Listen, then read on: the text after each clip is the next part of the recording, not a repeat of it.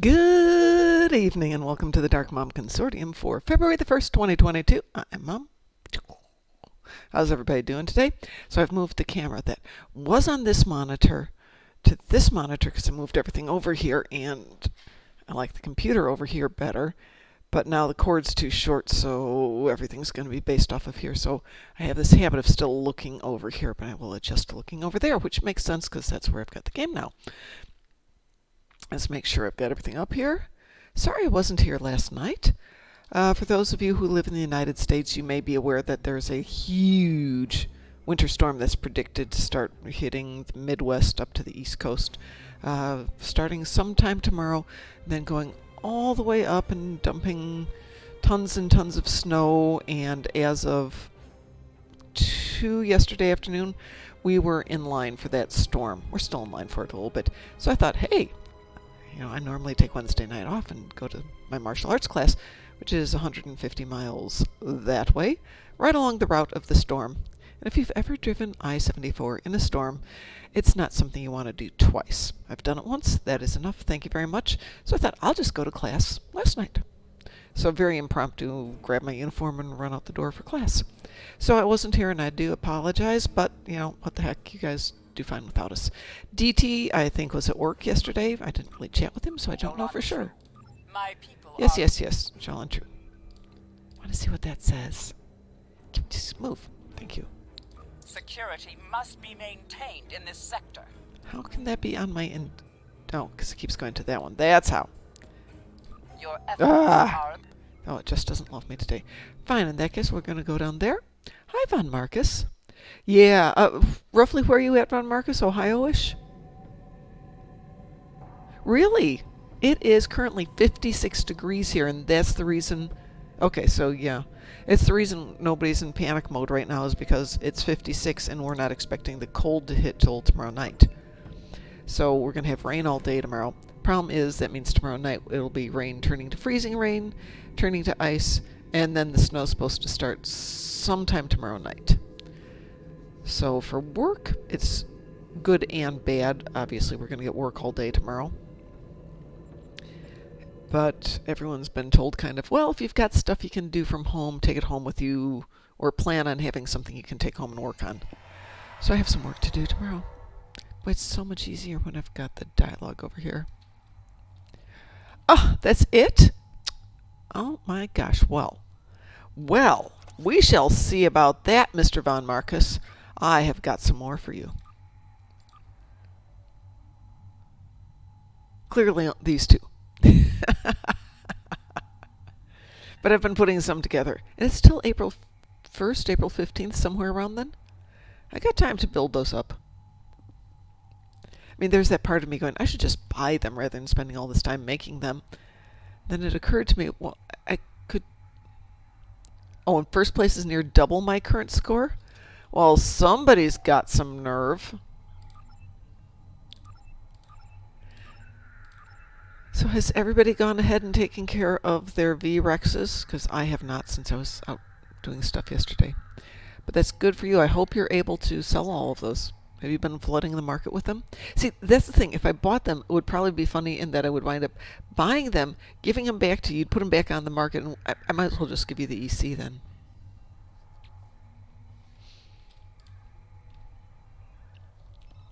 You can join us and chat if you want to. I wouldn't have a problem with that. Let's see who's out there today. Oh, that's just me. That's boring. Well, I do have a few set aside for you, and I know I gave you like a couple hundred that I had. Grunt, grunt, grunt. Well, if I sit down and only do that... I actually got to the point where I ran out of duranium at one point, which is like the most abundant mineral in the game. That's terrible. Where are we? Let's see. Maybe we can find a map that's a little bit closer to being done, though I expect everybody's just camping out.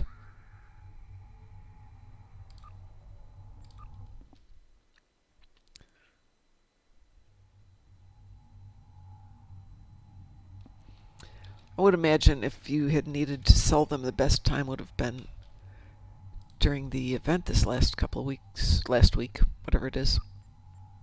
Oh, that's the one I was just in. Let's see where that one's at. Excuse me. Well, I guess we'll go here, because it's as close as we're going to get. Good evening. Hi, how are you? Doing very well. How are you? I'm very well, thank you.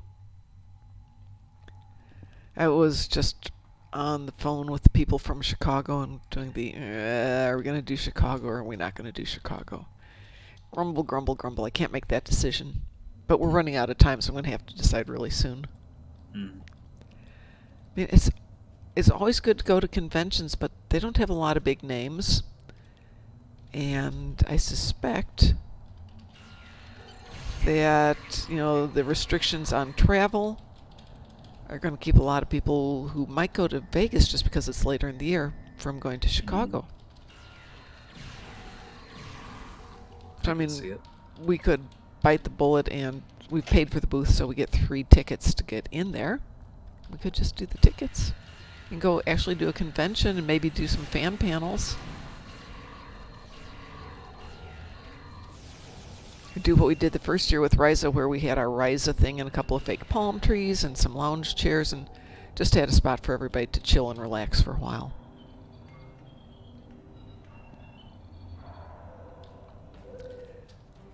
What's in your plans for conventions this year, if any?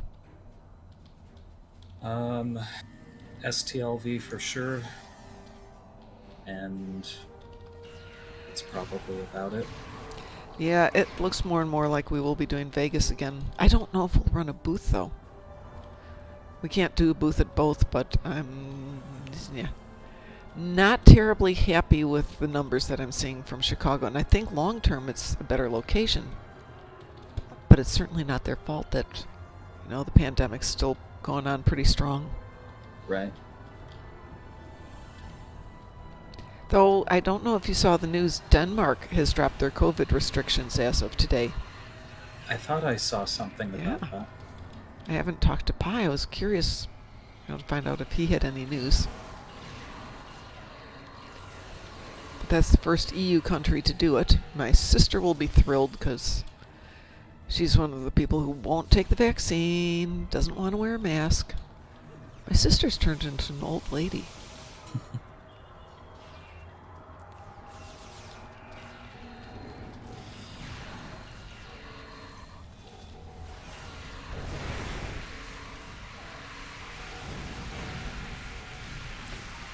So how has your day been today? It's been all right. Busy, but all right. How's everything in your neck of the woods aside from the cold weather? Actually, it's 57 degrees and absolutely lovely here at the moment. It was nice last night when I went out for my class, and then today it was in the 30s all morning. And I glanced up as I was getting ready to leave, and it was showing 57. I'm like, 57? That can't be right. And it's, yeah. So the temperature will drop, and when it drops, we'll determine what kind of weather we get. It's actually warmer than it is here. It's 54 right now. Wow, really? Mm-hmm. Okay, it's dropped to 56, but yeah, it is amazingly warm here for January.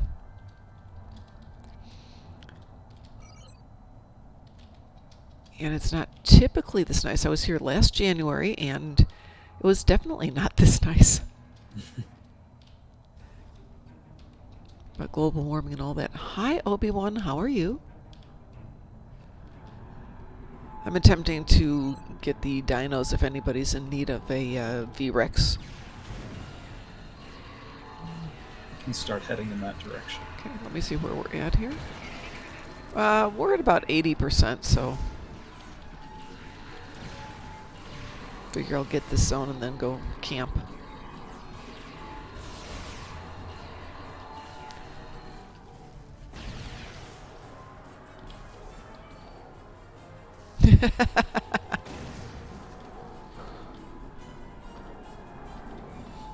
Well, I only have, I think, 2 more to do on this tune, and then I'll have my 600. Oh, very nice. Yeah. Took me longer than I thought. For whatever reason, the last few of them have been Oh, let's get 3 advanced or elite Lucari TFOs. And then the universals have been Gravity Sucks and Days of Doom. Mm-hmm. And, you know, just not doing that. I'm sorry, Gravity Kills. It's Gravity Sucks, let's be honest, but... Well, gravity does suck. Yeah, it does. Which instance of the battle zone are you in now? I am in... It's not going to tell me because I'm in 5. Hang on a second, let me jump out of here for one moment. I'll be right back, guys. Never likes to tell you which instance you're in if you're in Red Alert. There we go. I am in 6, which only has 9 players in it. So I'm up in the outskirts. Yeah, Marhawkman, it's people like you who take the fun out of it for the rest of us. That's why people spawn camp. Sometimes it's the only way to get enough damage and to get credit for it.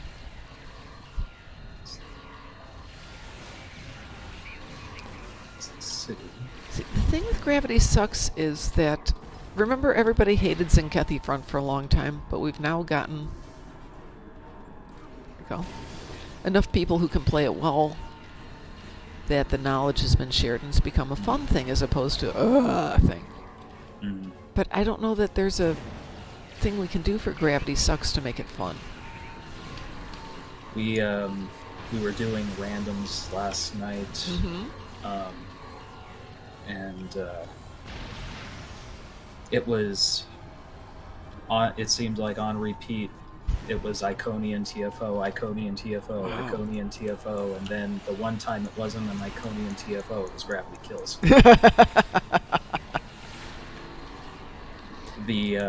Was it 5 of you in the team, or was it less than 5?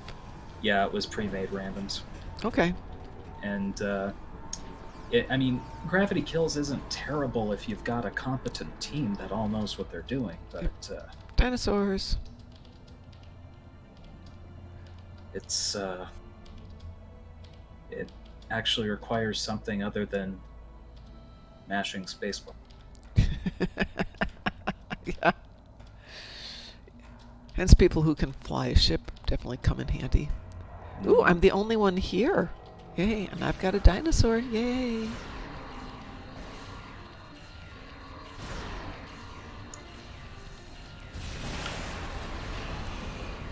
There you are.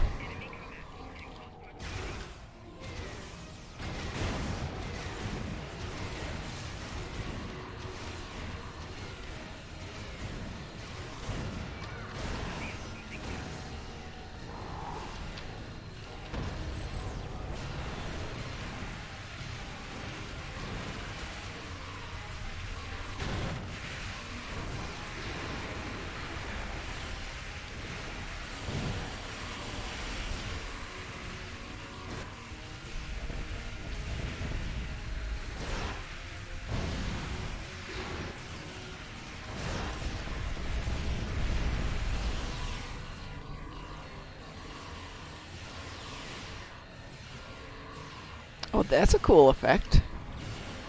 Mm-hmm.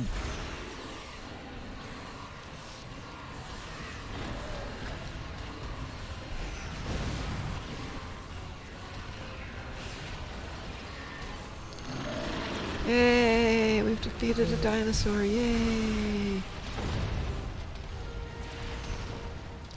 Now let's go see if we can get one more. Oh, the city one. No. All 3 Yeah, I didn't think silos so. are under Allied control. Excellent work.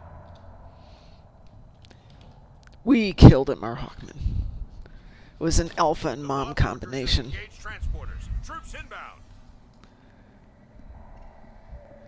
Okay, I found Augie's advice on gravity kills quite useful. Use plus engine power abilities. The pull is scaled to be stronger than a 50 engine power ship. If you're over 100, it's not strong enough. Ooh, I hit the most damage. Yay! Yay me.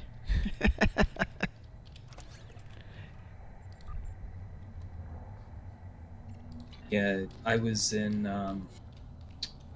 my Miracle Worker Donnie Mm-hmm. and I think my engine, passively, my engine power with buffs and whatnot sits around 60 something or other. Okay. And if not for attack pattern Omega and evasive maneuvers, I probably wouldn't have been able to.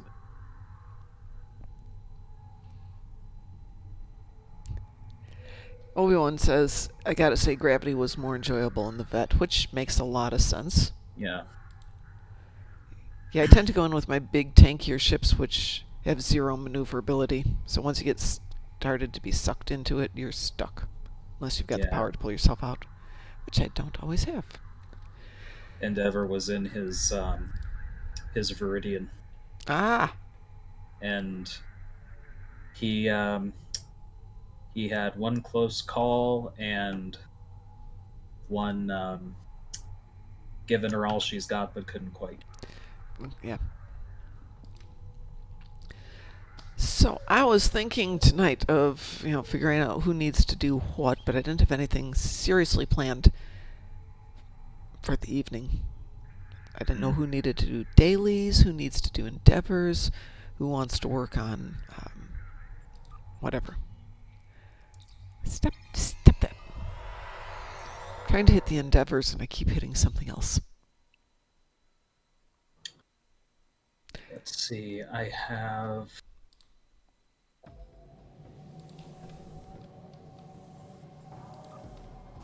Well, that wouldn't be too terrible. I've got 30 Zenkethi ships in the battle zone, pair hull, and restore shields. Okay. Right.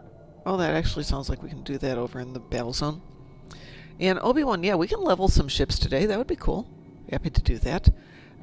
Federation or KDF?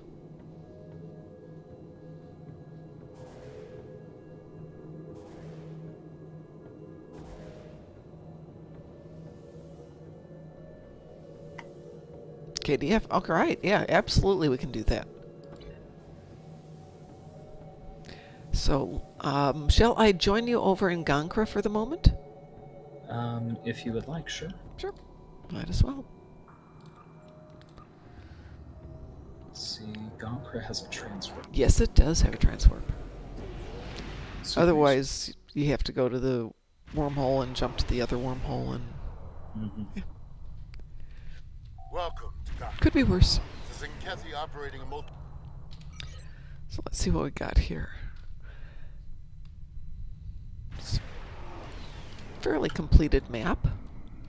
It looks like the King of the Hill closest to us isn't quite complete, but... No, that's not. This one. Oh yeah, it just went from checkered to full red. Yeah, didn't save that one, did we? Mm-hmm. Absolutely, Obi-Wan.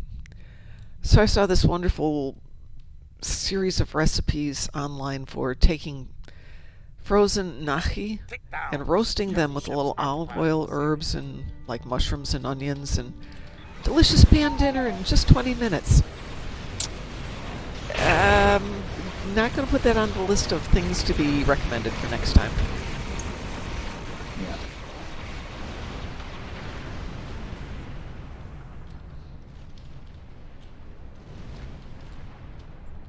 But the grocery store shelves here have been emptied out. People are like, oh, big blizzard coming in. We're going to be snowed in for days. No. Maybe one day. But it's only 4 to 6 inches of snow. It's not that much.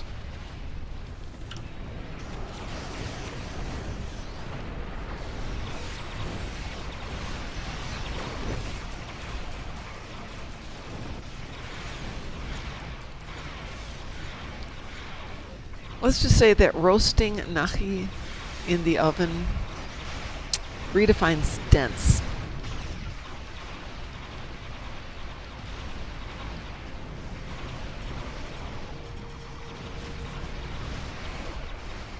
Over Christmas, I took Farnsworth out to dinner in the city, and I believe he ordered nahi. And they were delicious, and he's like, we should learn how to make these. they were light and delicate, and these weren't. So I guess I have to learn how to make those. I've never heard. I don't know that I've ever heard of nahi before. It's like a small potato pasta dumpling, about yay big, and yeah. you roll them on a board or with a fork, so they've got like indentations on them. That's the first time I've heard it pronounced that way. How do you normally pronounce it? I've heard it pronounced gnocchi. Gnocchi, okay. I could definitely be saying it wrong. I'm Swedish. You know, what do I know about Italian stuff? I don't know what the proper way is now. I have no clue. When in doubt, grab the menu and go, I have that. I was in Switzerland with my sister once, and we went out for pizza, which seemed weird, but it was delicious. And she ordered everything because she's been living there for years and she speaks the language. And finally the waiter came with the check at the end of the meal, and he handed it to me. And I looked at my sister for the translation, and she said, "He's speaking English, you know." Oh. So your brain just kind of gets out of tune with listening to what people are doing. So for all the times I've been in Italy, which is 0, I don't know how you say that word. The GNOCCHI word.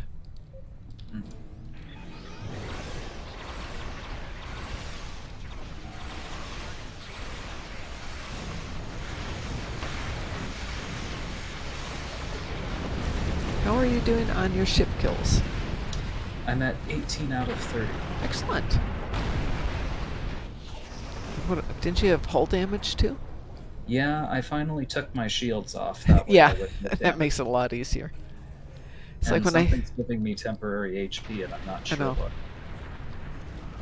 I deliberately try to take damage sometimes, and it will not take damage. Take off the shields. Fine.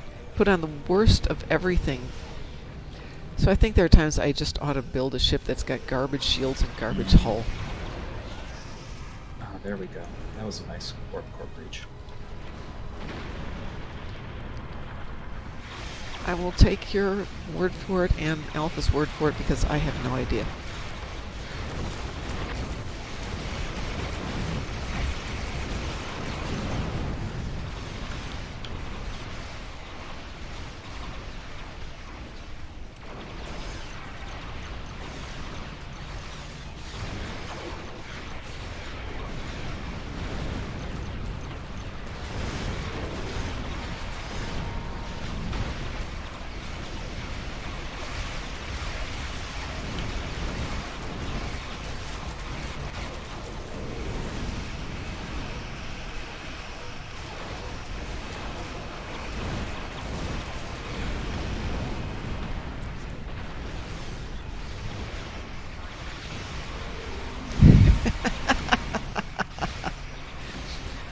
White 10 shields and no consoles make your ship take damage like it's free. There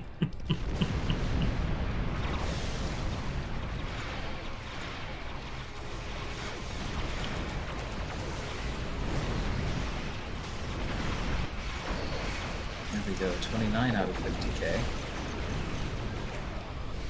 I wasn't trying to take damage earlier, and then I switched over to not Firewall, the other one, the new episode, Redshift. And I got the damage. So that was surprising, but I'll take it.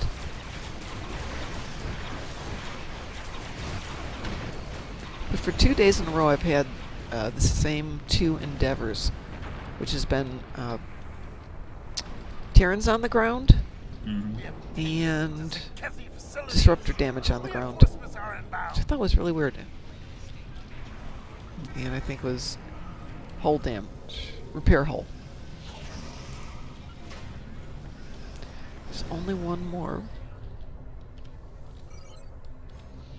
Let's see if I can save this one over here before it turns over.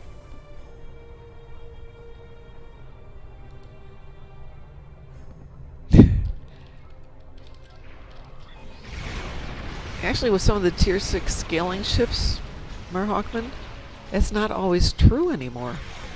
Sometimes you have to go back and get yourself like a tier 4 out of the storage bin.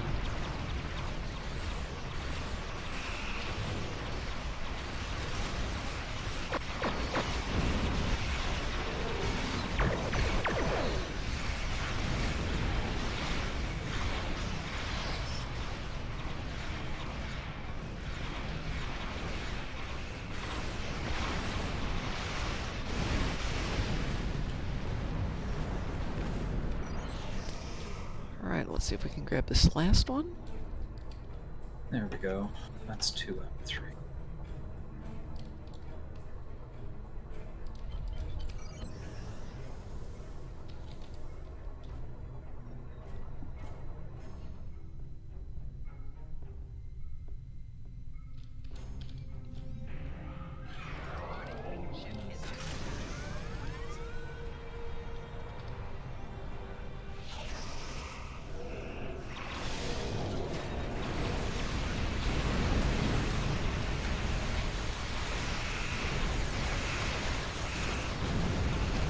This is probably something I'm going to regret saying, but I almost...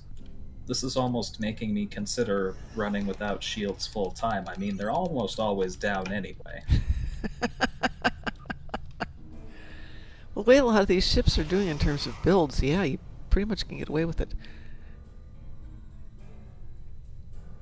Did you notice we have a unique map dialogue to explain what Jupiter is on the galaxy map? No. I think only non-Fed players can see it since the Earth one takes priority. No, what? I don't know of which you speak. Of what do you speak, Marhockman?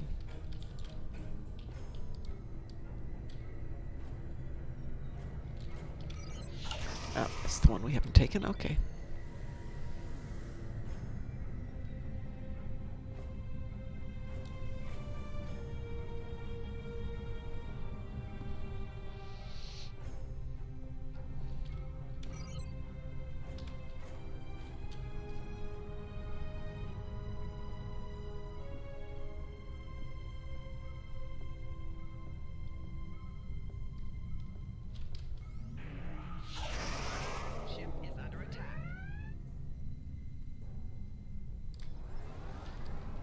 Close to asteroids and tow them away from the enemy launch facility.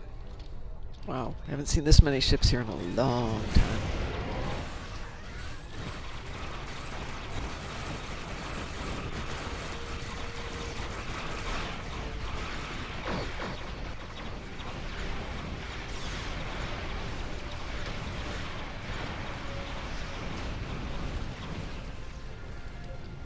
Allies, clear an asteroid.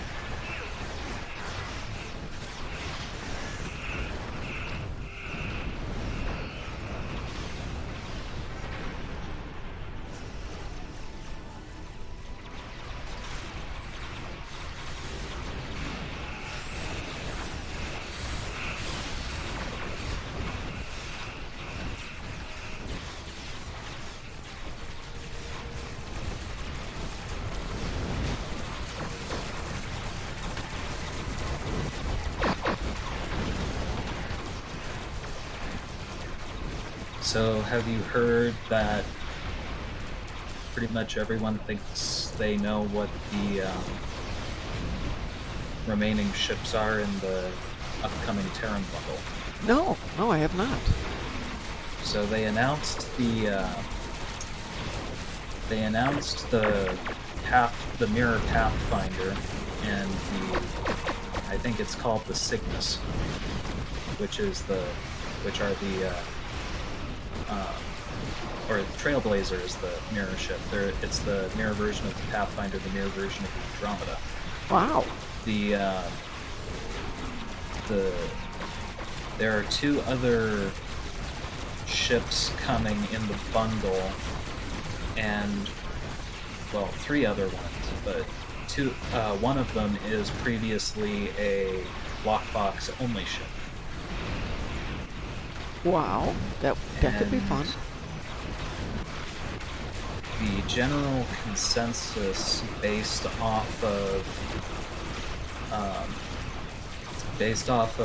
some things that went into the that became visible in the ship vendor right after the update went live last week is that the two mirror/variant ships are the Terran Yorktown with the weapons pod, which would be called the Lexington, and the Bozeman class, which is the Terran Reliant, the Terran version of the Reliant, and then the Sea Store ship, or the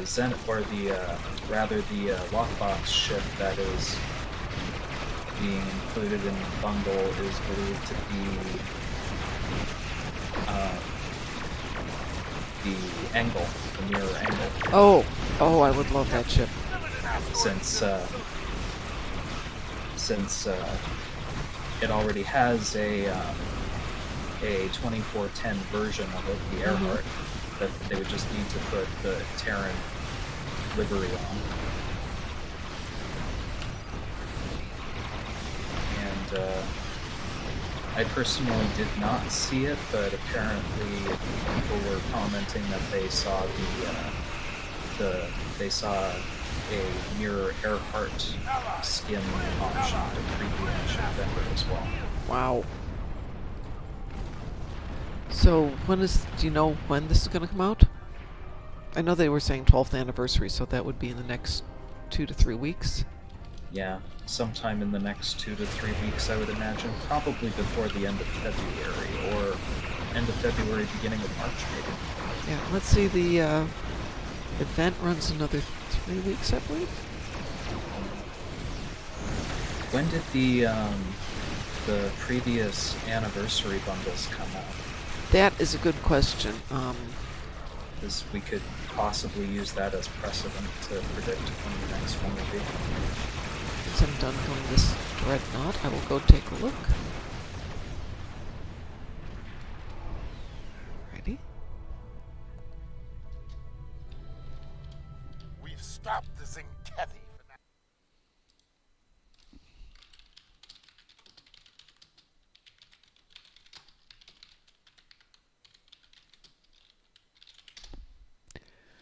Let's see, the 10th was the big one. And let's see if I can get a date on that one here. Those came out in January of 2020 for the 10th. For that package, if I can get something more specific. But it's not giving me an exact date, but probably just before the anniversary started. According to the wiki, the 11th anniversary bundle released on February 18th of last year, so possibly Mirror February. Well, I mean, what would make for a more romantic Valentine's Day presents than Mirror warships? A whole bundle of them. The heck with this concept of flowers and stuff for anniversaries and Valentine's Day and all that stuff. We want destructive ships. Yeah, exactly. Did we lose a zone? We lost 2 zones. Well, kind of lost 2 zones. Yeah, that one just... Well, shall we... Do you want to stick with doing this, or shall we do something else? I'm down for anything. Okie doke. Let me take a quick peek at... Was it Obi who wanted to level up some ships? Yeah. Oh, that is most interesting. There are 2 images in Data's gallery. And Jupiter has a different place in the 2. Very cool. I never noticed that. Yes, let me jump over to Gornalicious.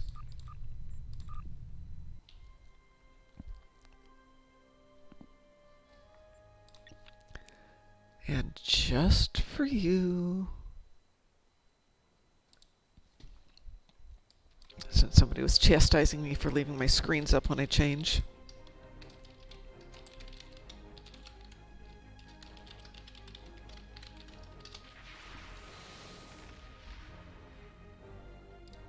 Go.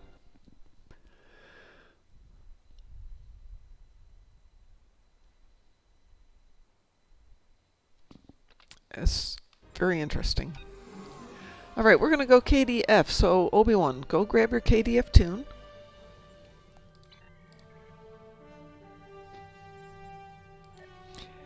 Alpha, who shall I invite? I'll be jumping on Ko. Okay. Okay.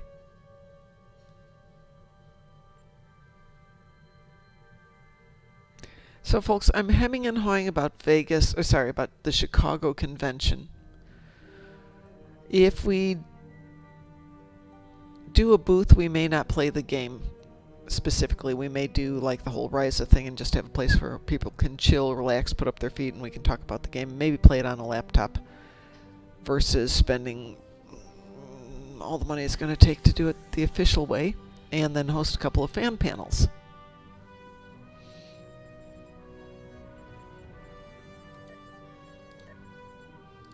So I'm thinking a Star Trek Online fan panel. Think people would go to that? With, especially with Janeway now being in it, there might be more interest. Yeah, definitely. But she's not going to be there, as far as I can tell. There's unfortunately not a lot of people going to this one.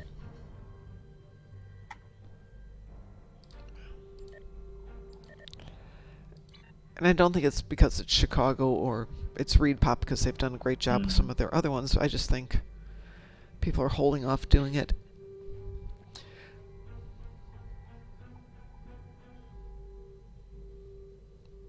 That's just really cool, Mar Hawkman. All right, Obi-Wan, Fobistu. He's not here at the moment, so we will have to wait to see if he comes in to join us. Okay, he's logging in. Hey, give me 2 seconds. I'll be right back.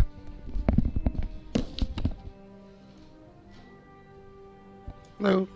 Hey, Obi-Wan.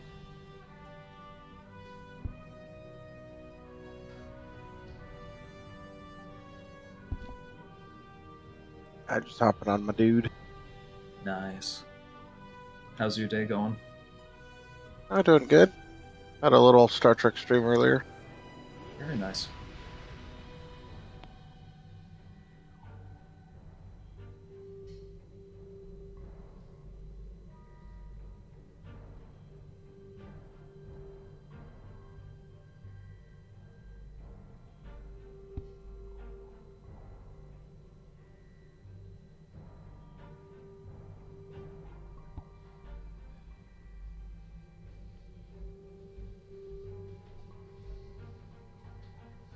Oh my gosh, I forgot to turn off my downloads.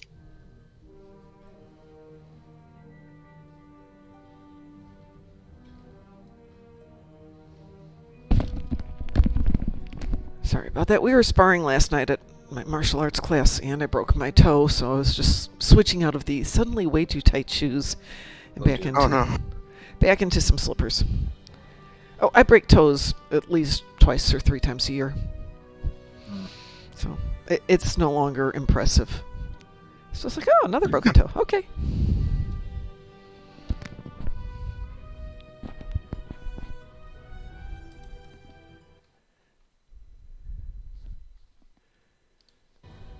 Okay. All right. Let me get my guy's name. There we go. Ragnock? Yeah, that's it. There we go. Okay, what level are you at? Level 31. Okay. So we could still do Elite. That would probably get us up the fastest till about level 40, 45, and then we'll switch over to Advanced. Does that work for you? Mm-hmm. Okay, so in order, usually the best way to run them is, let's start with Wanted Argala. Okay. Okay, so everybody remember you have to launch your own for this. Okay. Do I have to change the difficulty? Well, are we all Or teamed? should I? If I teamed everybody, then you should come in on Elite. So just double check when you come in. I'm showing Elite on the team and Elite on me. Okay. Okay.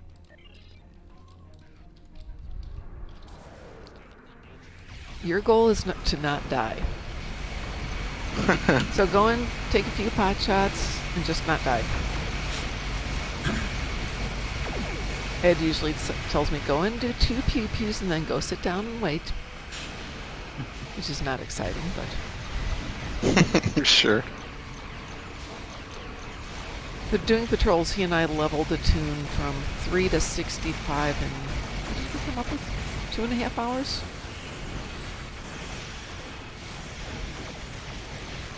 But part of that is he just had so many massively OP ships that, you know, you come in and everybody's gone, and then you go on to the next one. And you're trying to figure out what you're going to do while you're waiting for the 30-minute cooldowns for all the things.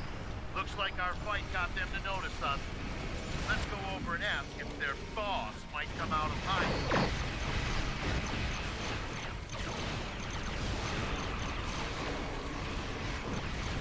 Oh, that's a big ship.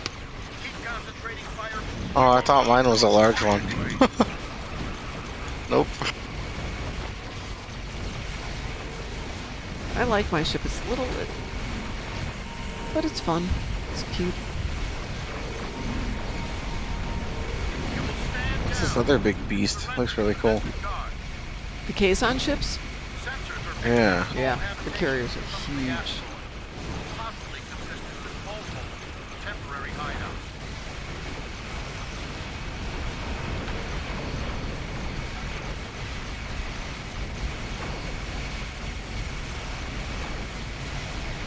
We do what we want, where we want. So Von Marcus, if you're still on here, courtesy of making all of those basic shield or basic upgrades, I've actually run out of duranium on 2 tunes.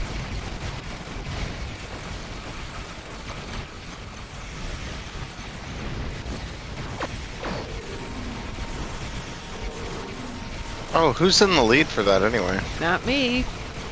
I was for a few minutes. All I Oh, know you is must faster me then. I'm down to 3rd place. Picked up a tight feed transmission on But there's still over 2 months to go on that. spectrum of their comms now, but it was probably a call for assistance. It's almost too bad that they're so easy to craft, because I feel like you set it up, you craft it, you look away for a moment, they're all done. I'm taking you with me.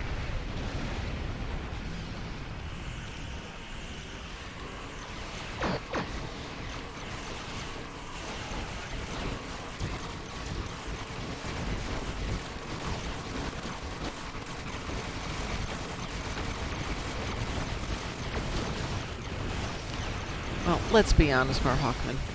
She's a tri-cobalt torpedoes kind of lady. I miss using those.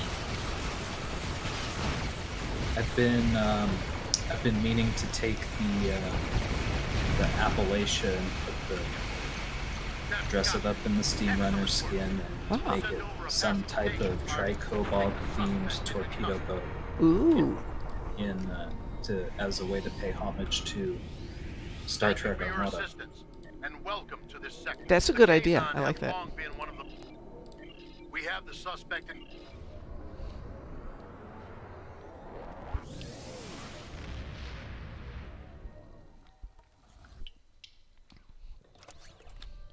Oh, do you know if the character boosts are account bound or character bound?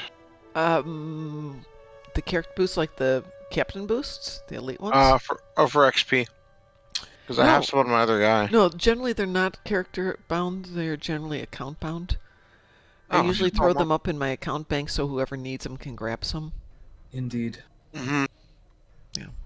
Let me do that then. My other character has a ton in his bank. Let's see, where the heck am I at the moment? In fact, I've got a 25k one in my bank that I think I got from the anniversary emote box, and it doesn't indicate that it's bound at all. Ooh, That's kind of cool. that is cool. I'm making sure everybody's got their 12th anniversary party poppers. Yeah, I got Yeah. mine. And then I need to go and make sure that this account has got all of the emotes, the other account has all of the emotes. Then I'll start doing stuff. But I'm trying to stick to the 20-hour cooldown. which is fine except for nights like tonight where, you know, I had 4 hours of sleep last night because of getting home so late from class. And I'm paying for that right now. Aha! Yeah, and I'm starting to get stiff from yesterday. Ooh. But, yeah. Well, we always practice, you know, this is how you do a lock, and this is how you do a lock, and this is how you do a lock. And last night it was just the adults. So Grandmaster was of the opinion, well, you know, you can't do that in real life, so you guys get to fight. Yeah. And we're trying to be nice because we're friends as well as fellow students, but yeah, I think that was a little bit tougher than I thought it was going to be.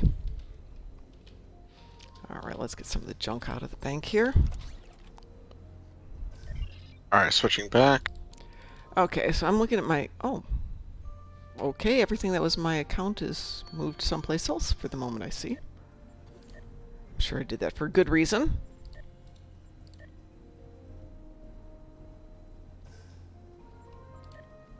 Reasons. Yeah. That's why. Yeah, reasons. I thought I had a bunch of them. Okay, let's try this one then.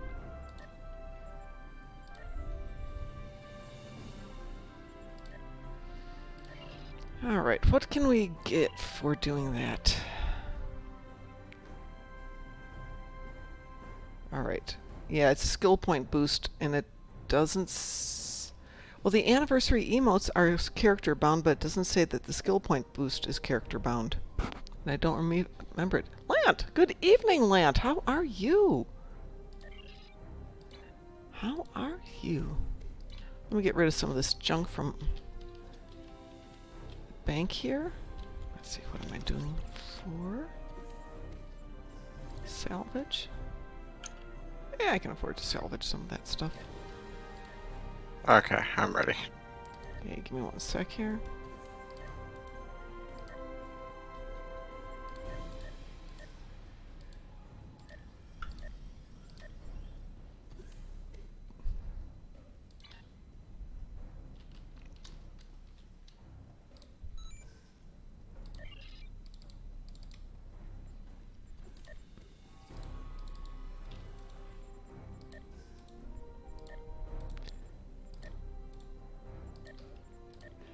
So what's the point now of having EV suits when you're automatically going to get an EV suit when you go into a dangerous environment? It's a rhetorical question. All right.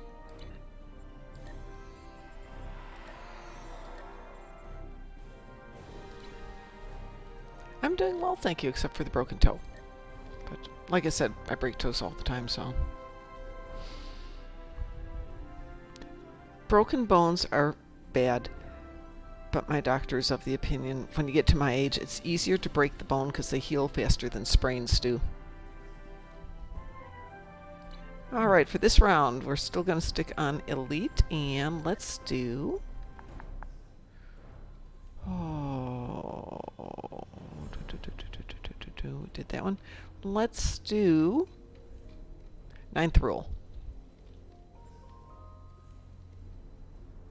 Everybody ready? Mm-hmm. Mm-hmm. Launching. Hey, Lant, let me know if you still are interested in doing a evening about PvP. Because right now DT's working in the evening, so there's a couple of nights during the week when we could just spend an evening doing what we want to. Lead the way. Forgotten follow. Reading But a my single evenings are Ferengi pretty vessel, wide open. Marauder class. They've decloaked.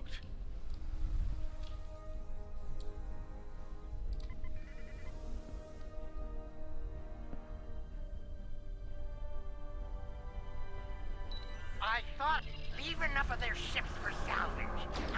That's a cool ship. Oh, Madrins? Yeah. Except it's going to get blown up, so you know. Oh no, yours. Oh, mine? Yeah. It's the Sulaban Silic. Mm-hmm. Yeah, Ed suggested that for Gorny. And properly equipped, it does a nice job. Plus it's got some hangar pets that are just all this wonderful green firepower shooting all over the place. Should have noticed. Absolutely. Absolutely.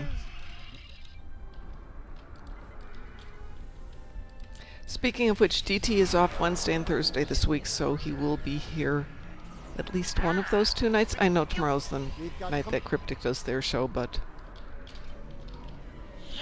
go watch their show and then come over and visit us after they're done. Did the security captain sound cheerful there? I heard some cheer between snarls.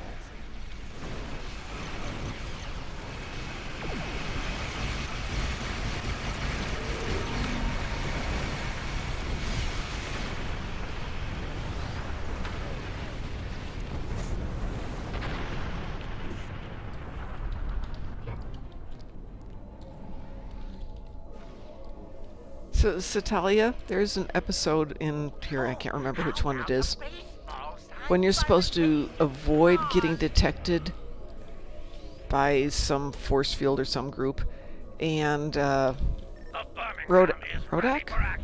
Tony Todd goes in, guns blazing, and of course you immediately get detected. And Ed and I were talking about that being the perfect setup for like a, not a rom-com, but a 60s style of comedy show, television. What would that? Sitcom. That's what I'm thinking of. That's my Rodek.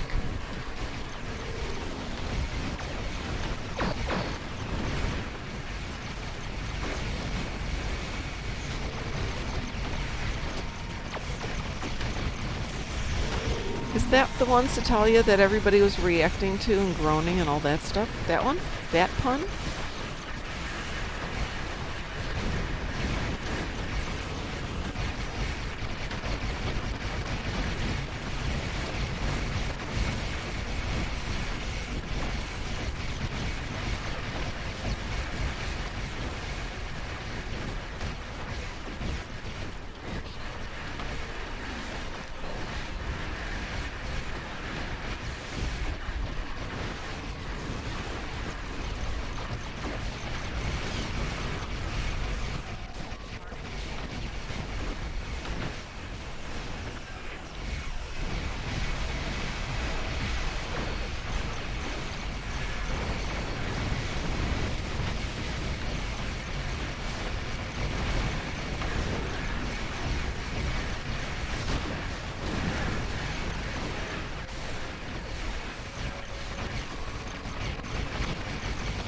By the way, how are you doing on your leveling? Did you get a level off the last one? Yep. Good. Or 2. Yeah, oh, that's awesome. Better. I got the extra bonus pull up right now for, I don't know how much.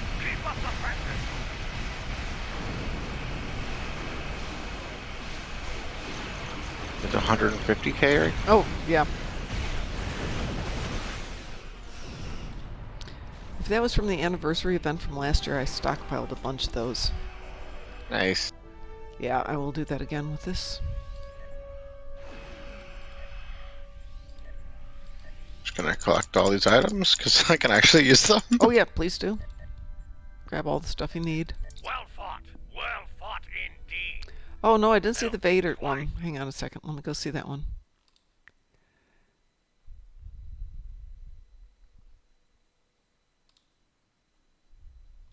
Yeah, that was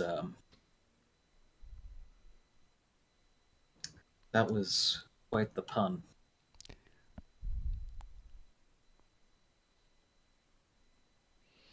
Okay, where did you put it?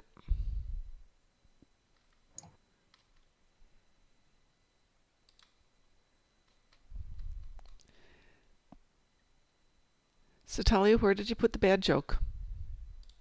It's in Data's gallery. Data's gallery, okay. 12:07 or it's 12:07 p.m. yesterday for me, so probably 3:07 p.m. Okay. Eastern. And why am I not seeing Data's gallery today? Brain not work.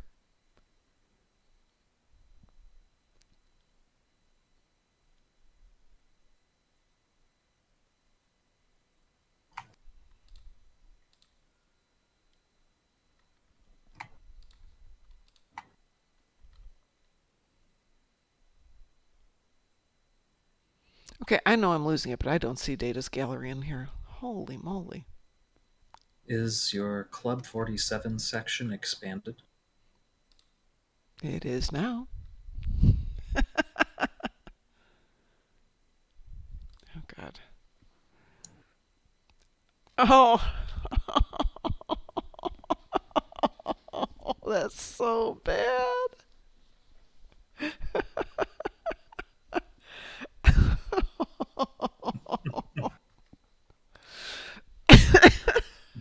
Okay, Satalia. I'm going to have to kick you out of the fleet for that one. That was bad. Offen's on his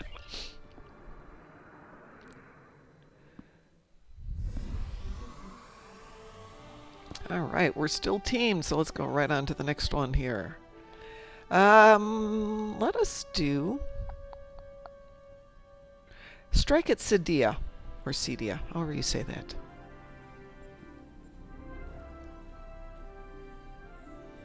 Everyone got that one? Hmm. I think so. Okay. It's one of the Klingon ones, I believe. Indeed. Those Starfleet.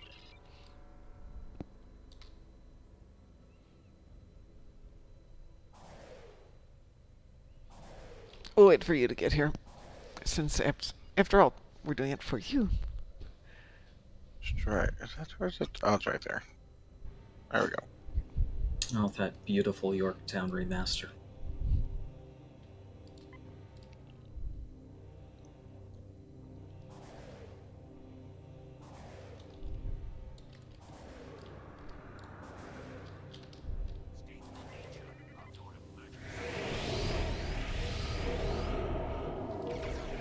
Enterprise, this is the day of base. Get clear!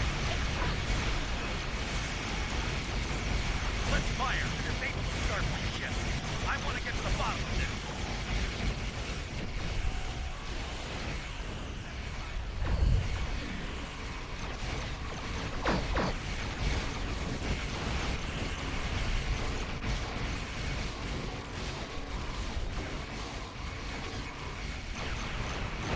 You're Oh, no. supposed to I die. got so close. I was trying to run away. Yes. Like I said, just do a little bit of damage and go hide in the rocks. Thank you very much, Lant. I will look at them. Then we can have oh, I got killed too. Then we can have a discussion where I can pretend that I know what I'm talking about. I just noticed, now, I do advanced more often than I do elite, but I get the feeling these aren't supposed to be 11 levels above us. No, they are not supposed to be 11 levels above us. We're fighting at,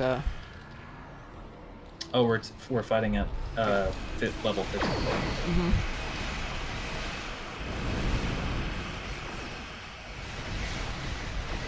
So I think I'm matching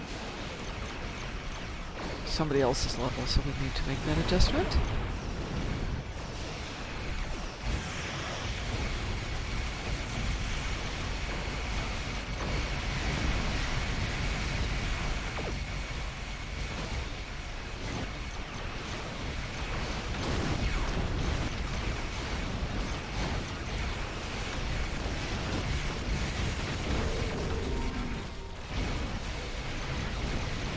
Alright, I did some defuse and I'm running away.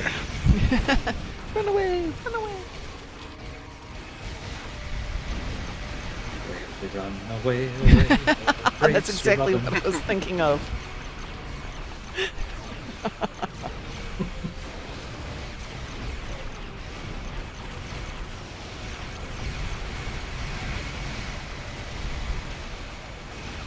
We actually taught a lot of our students to sing that at class when I used to teach martial arts.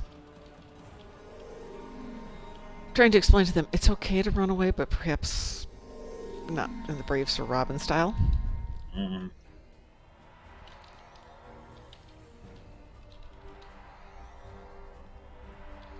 This is Command.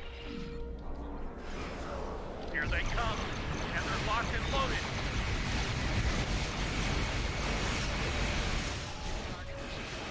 Those aren't Volkai ships. Those are rebels from other Klingon houses. Don't forget the Mokai have got their little doodly-doo that'll throw you across the sector. Oh yeah. Viral pulse. Viral impulse? Viral burst impulse? Yep, viral impulse burst. Viral impulse burst. Oh, there we go. These are cool.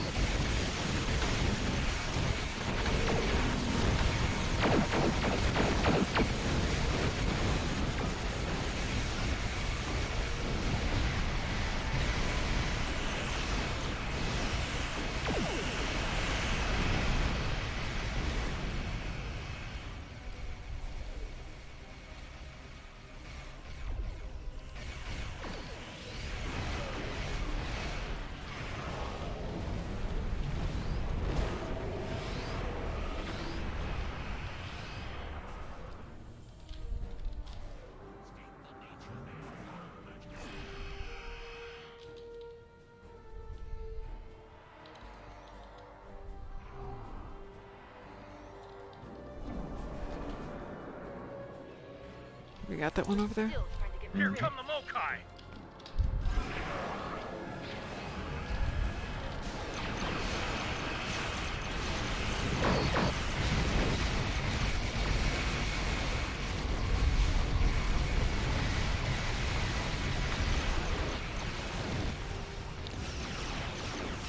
I think that one turn of phrase, have you got that one over there, is the difference between playing with the pug group, where they may not know what the heck you mean by that one over there, versus playing with the same people a lot.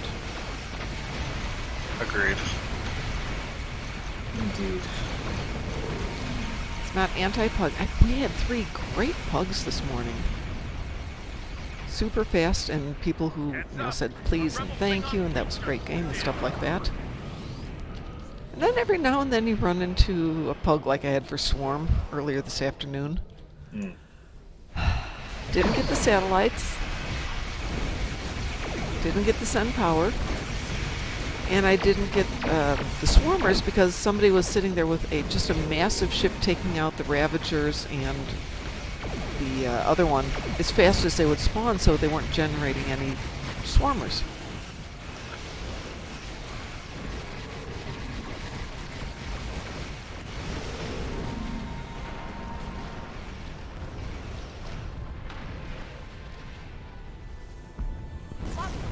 all hands, abandon.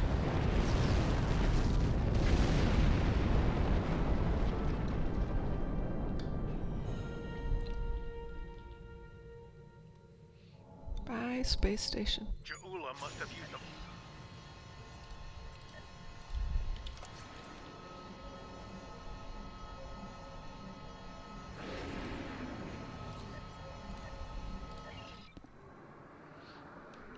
Poor space station, we barely knew thee. Yep. At 34. All right. You're at 34?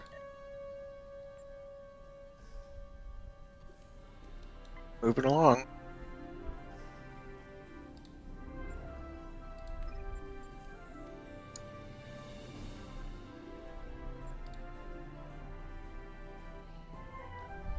All right, the next one in our little sequence here is...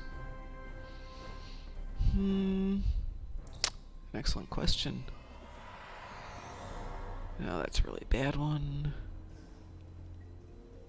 Well, no, we did Wanted Argala. We did the 9th rule. What about To Die with Honor? I haven't done that one in a long time. Why not? Or, sorry, not To Die with Honor. I'm thinking Rescue and Search. Yeah, I was going to say Rescue and Search is usually my next one. So Rescue and Search? All right. Here we go.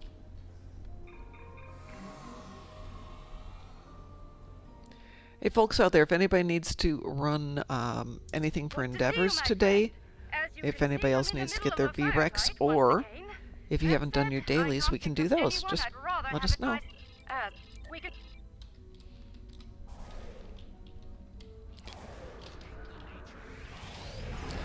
But we're going to start something on the one night a week that DT and I will be together, which is going to be the Operation Woot-woot, which will be our evening of all random TFOs.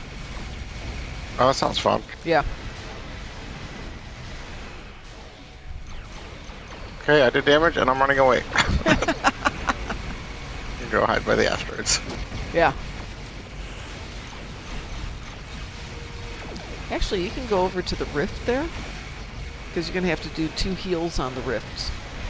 Yes, but as soon as you get close to the rift, another group of Klingons will come in when it's that point in the That's control a good zone. point, yeah. I found a lone bird of prey. I think I can get him. Pew, pew, pew, pew, pew, pew. I helped. I'm helping so good. It's just running away from me. It doesn't even care. Stupid. Oh, fine. Be that way.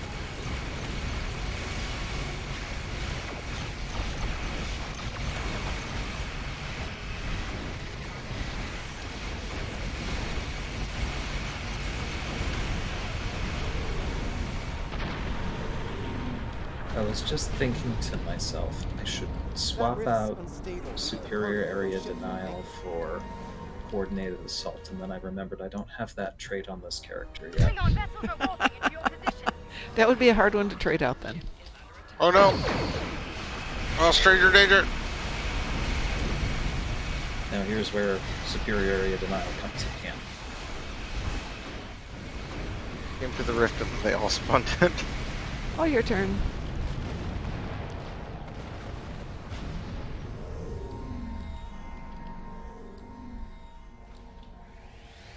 Our systems are coming back. Under the circumstance, If you feel that's... that's one less rift to worry about. Let's Got it. regroup with Kumar. Bad news, I'm afraid. Klingons are approaching our position.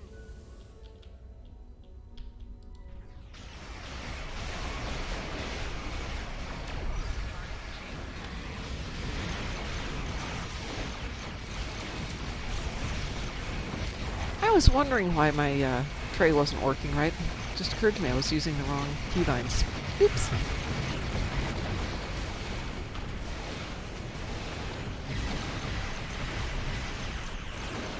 That is the one thing I'd really like them to fix, which is the keyboard display, so you can see what's going on.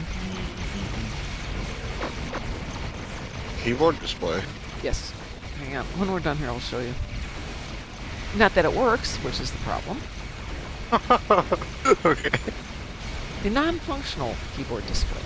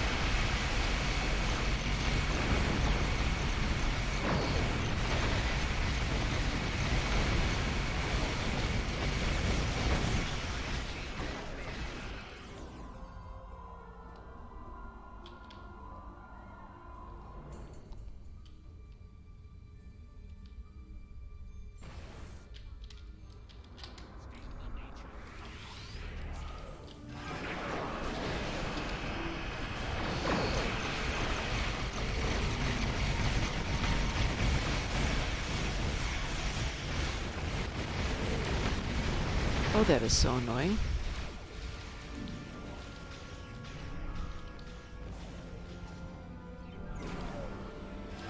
That is why I keep an engineering team handy.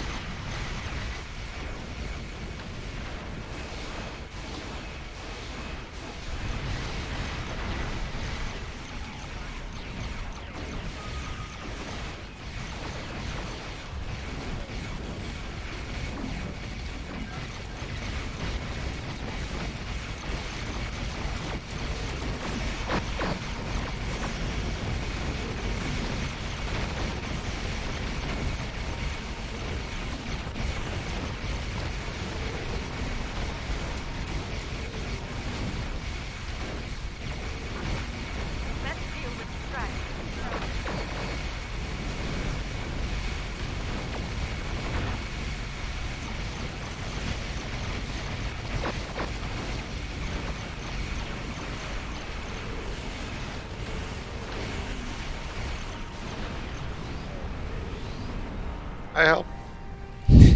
Bravo. Grab all the good toys sitting there. Oh, that's right. I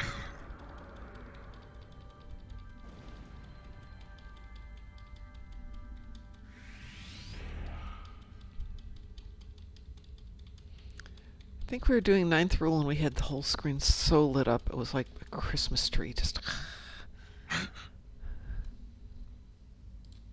I think that was the last. Indeed.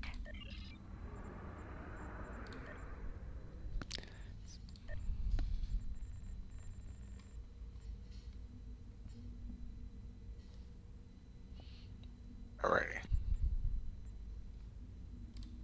I think that. Indeed. I'll depart the system. And 36. Yay! Clean out some of the junk here. Oh, bridge officer reward.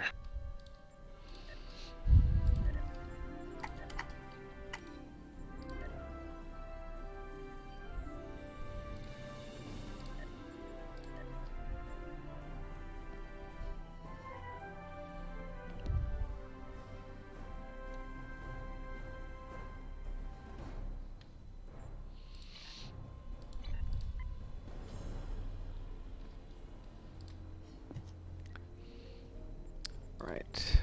Let's see. Last one I was thinking of, but we should be off cooldown with our gala. We are off cooldown with Wanted our gala.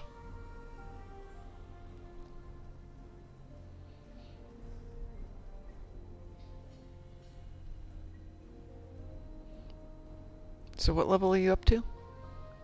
36. Perfect. Let's try and get you up to 40 today. Shouldn't be hard to do. Gentlemen ready, and we can hit Wanted our gala one more time? Yep. Sound of it. Launching. Like wanted.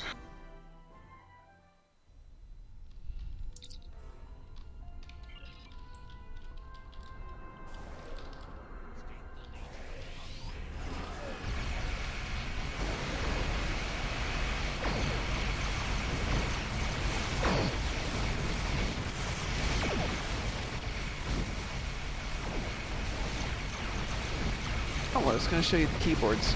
Oh well, I'll do it after this one.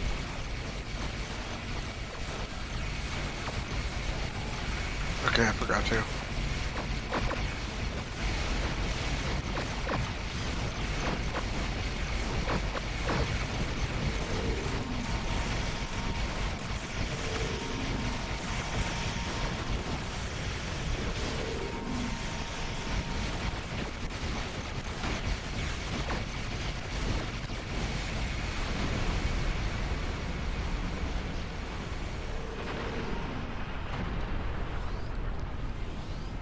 I almost crashed the game the other day with two of the carriers that have planes that with the little lasers. Yes. I found two other people that were running carriers, so I ran mine, and then we were also both spammed, or all three of us spammed the fireworks, and all three of us crashed out of game. It's not usually the goal. I don't know. I just wanted to see if it was possible. Like, well, I'm running a 2080. I'm blown away that it crashed it. So I'm guessing it was the game. Could be. Could be. Like, I haven't had other games max out and crash it at all. This game's old, so Yeah. I'm guessing the coding just took a crap. It does it on the weird little things too. You will stand down and surrender to the message. I'm sure the other people with us were pretty upset, but it was very funny to force a crash. Well, it's like so many things. As long as everybody's with you on it, it's fine. Just go to Earth Space Dock spamming up 10 people.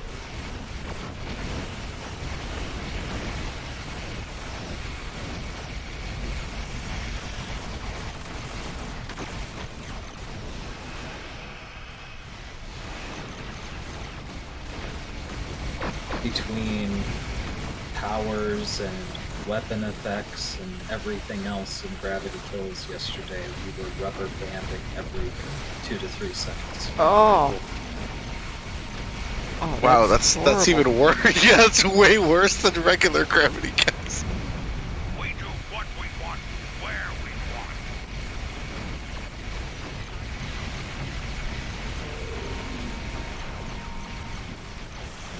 I just quit and call it lunch.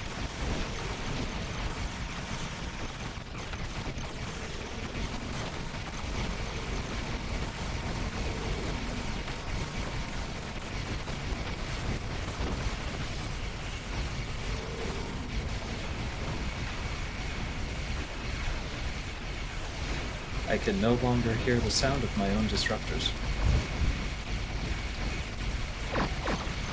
There gets to be a fair amount of noise going on. I just think it's a little funny. I have one beam overload build that's a Herald beam, and that sound is so distinctive.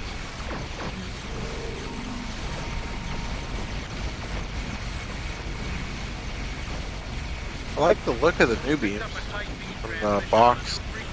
The box at the top. Oh yeah, the Viridian plasma beams. Yeah. Yeah, they're like red.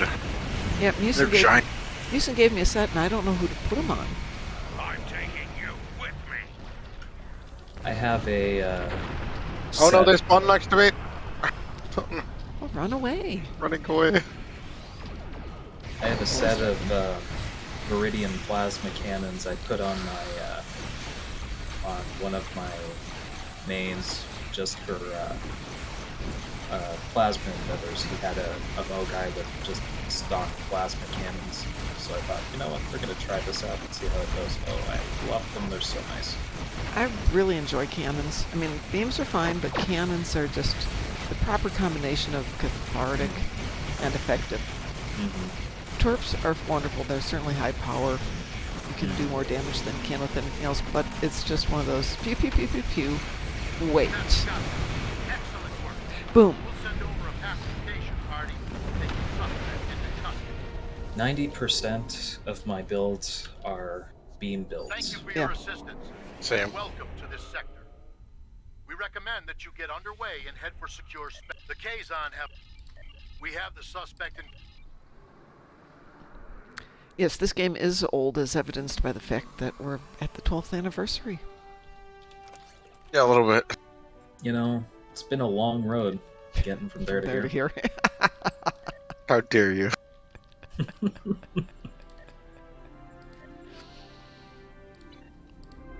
Still hate that song. Well, you're not required to love it. Thank goodness. All right. Oh, What is in the Emerald Chain lockbox? Is there anything worth getting, or am I better off spending my keys on my Infinity boxes? so the Emerald Chain box is where the Viridian, of course, Mm-hmm. and the Viridian plasma weapons. There are some duty officers in there that look really interesting, but I haven't tried anything with them yet. It was something like, I'm trying to remember exactly what it was. I'm sure the wiki has it. I'll pull that up really quick. Well, I've got 20 keys here, so how about if I open these 8 boxes and see what we get? Ooh, I want to see. R&D pack. Oh, how exciting. Oh boy. Viridian plasma weapons. Woohoo! Oh, cool. Apparently Another R&D box. the universal console you can get from it is quite popular. The directed dilithium resonance Yes, I saw stabilizer. that one. Oh, I got 2 of those. I don't want them. Put them on the market. Wow, I'm getting just R&D packs like crazy. I have the ground trait Rogues Gallery. I got that one. I have a second plasma weapons. And last one is... Oh man! Oh, get out of here! Bravo! Wow! I quit. Selling my account. I'm out. Oh man! Holy moly. I saw that. I'm like, no. And then it pops along the top. Wow. Well, that's not something that usually happens to me. Congratulations. Well, thanks. Wow. That's pretty fantastic. I heard it's a bitch to fly, though, so. Well, maybe I'll put it in the fleet bank and we'll give it away as a surprise. Wow. There isn't much on the wiki yet for the bot for the stuff, which isn't surprising. It's only been out a week. Wow. Okay. Sav's probably got one. We should just ask her. It's cool to watch play, though. I've just battled with a couple of them. They look really awesome. The general consensus I've heard is something along the lines of it wasn't expected to be as much fun to fly as it actually is. Really? Let's see what we got. Oh, that's good. Tier 6, blah, blah, blah, blah, blah. Excuse my yawning. I got about 4.5 hours of sleep last night, so I'm a little tired. Programmable matter projectors, dual cannons, gather intel, ship mechanic, devastating weaponry, lash of the chain. So, Lash of the Chain periodically negates the shared cooldown for cannon firing modes. Oh, that's dope. I The like first that. cannon firing mode That sounds cool. negates the shared 15-second recharge time for cannon firing modes, and it can happen once every 45 seconds. That sounds nice. Mark Hockman says, it'd be a space whale, but a good space whale. But it's not a tier 6 whale probe. Just out of curiosity. Not that I'm going to yeah, sell we should it. go look. What's market value for it right now? Well, 1 billion, so at the low end. What's it going for at the high end? At the high end, it's still only 1.5 billion, but still, I'm happy. Here I was thinking, well, just another time of R&D boxes, which is the one thing I tend to get tons of is R&D boxes. If it drops down below 1 billion, however briefly I might consider. Yeah.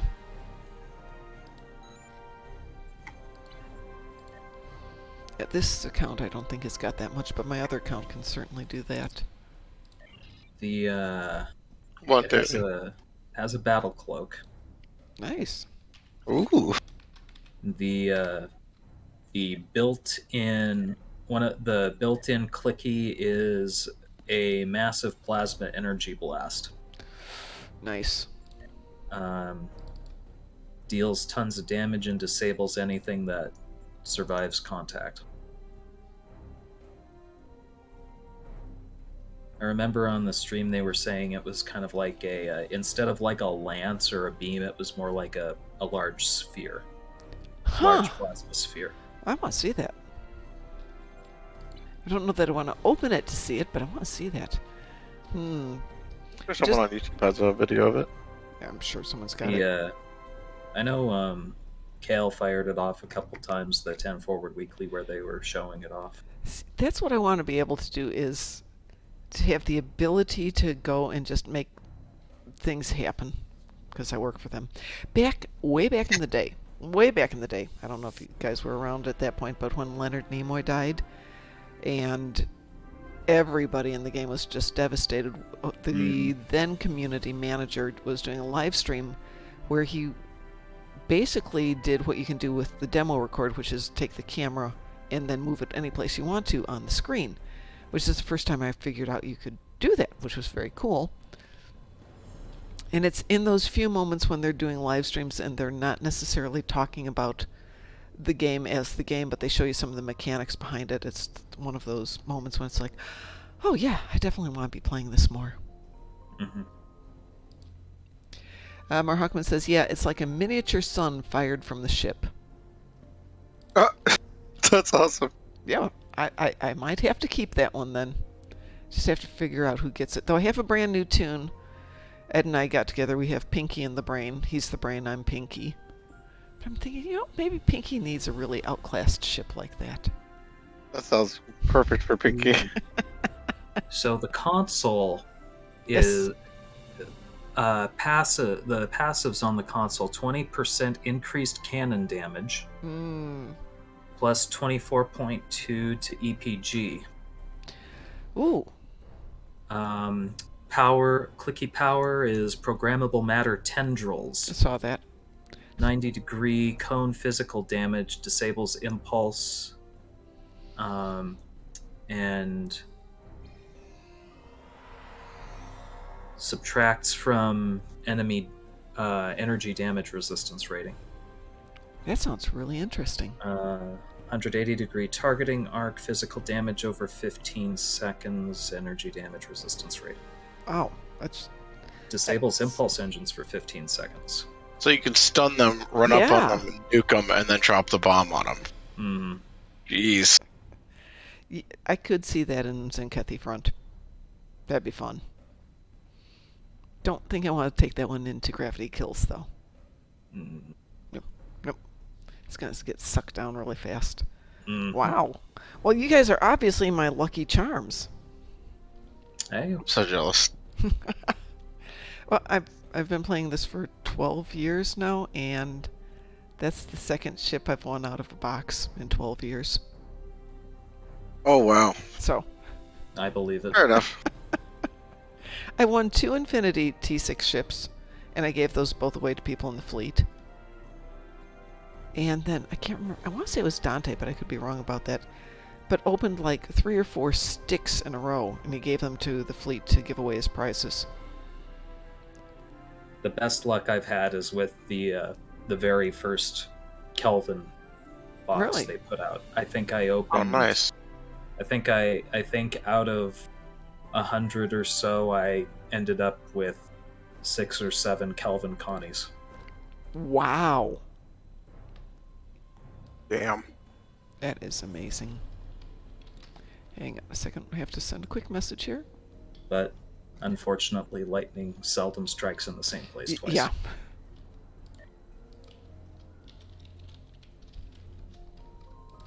There's no rhyme or reason to the drops, is there? It's just, you just click them and open them. Yeah, people have argued that you need to be at a certain place or a certain time or a certain whatever. I've never been able to make that happen. And even if I had 100 keys to try at each location, there's no way to know for sure if it's not just random. You'd need to reproduce, or you'd need to collect more data than is financially, I think. For somebody in my position, yeah, definitely. Hey, give me a second. I'm just going to grab some water. I'll be right back.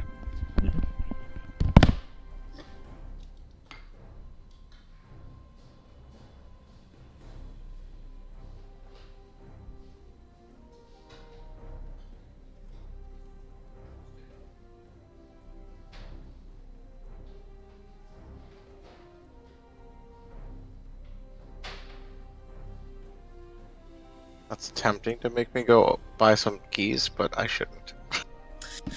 As a rule, I never buy keys unless they're on sale. Agreed, yeah. Or the... what's it called on sale? The promo packs? Oh no, the Zen cash or whatever. Yeah. That too. And even then I also try and if I feel like opening something, I very much try and limit myself. Okay, this is my hard limit. If it's keys, I might do. These days, I might do 40 key, like at most 40 keys if the keyring bundle is on sale. Yeah. And if it's promo packs, I might do maybe 16 or 20 of those at the most. If I get something, great. If I don't get something, oh well. I've never had really good luck with promo packs, and for that matter, not a bunch with the Infinities. But much as it's nice to get a ship, the one thing I always want is the VIP mining claims. Yes. That's what I like. I burned them Oh, all on this really? last one. Yeah, Yeah. because during a dilithium weekend or a dilithium week, you have the VIP mine and claim, and it's 10,000 dilithium for less than a minute's work. It's hard to argue with that one. I also, those are also the primary source of my rep and fleet dilithium. Yeah. Yeah. I just know it'll take me forever to work down how much I have. Do you have a lifetime account?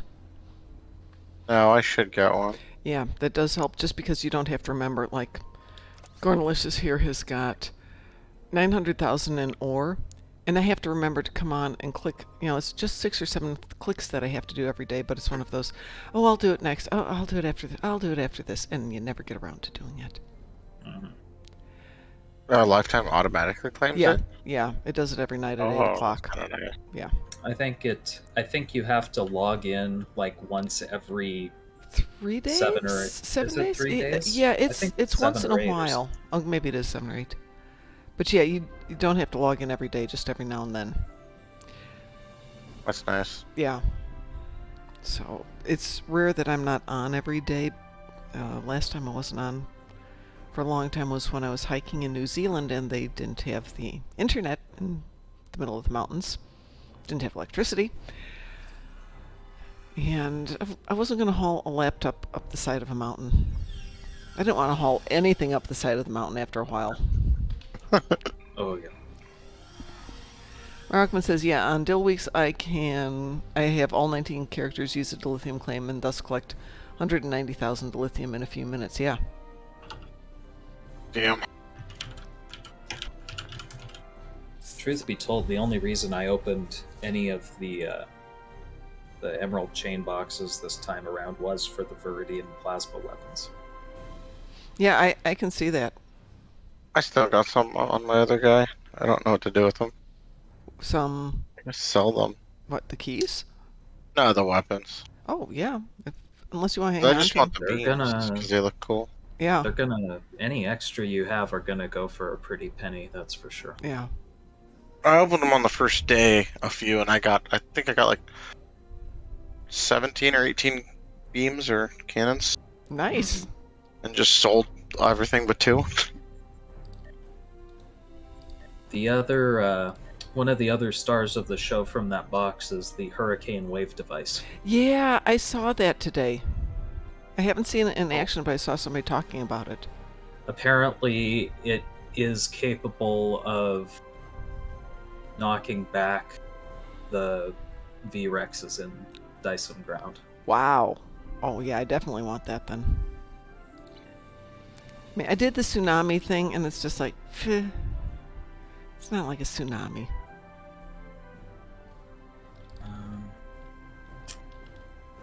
Let's see if that's on the exchange yet. Let's see if there are any details here on the duty officers. Okay, courier duty officers.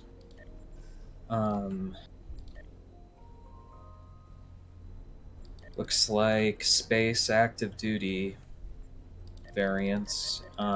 Shields expert. Chance when using a shield heal to gain an additional temporary shield health pool. Okay. Talented smuggler. Chance when using a battery, deploy turret, or distress call device to trigger evasive maneuvers 3. This effect has an internal recharge separate from the recharge time of evasive maneuvers. That's interesting. And this is the one that had my attention. Weapons expert. Chance when activating a rank 1 or 2 beam or cannon firing mode to activate the rank 2 or 3 version of it instead. Nice. I want that. Yeah. That would be very nice. I'm going to digress for just a moment here. So we were talking about the keyboard earlier. Oh yeah, that's right. Okay, so if you go to your options and on keybinds, there's a mark here that says show keyboard, and this is your keyboard. Unfortunately, it's not showing what it is, but let's say you've got your keybind set up so, in my case, spacebar triggers everything in my firing sequence. And that would be trays 9 and 10. And when you hover over the spacebar here, it would show you what is triggered by that. Right now it's just showing you everything's unbound. Even the stuff we know that's bound is unbound. Yeah, same. And that way, if you're just going through and figuring out, well, this is triggered to that. So, for example, on all of this account, everything is triggered on up, down, left, right keys. On my other account, everything is off 0, 1, 4, 7 and spacebar.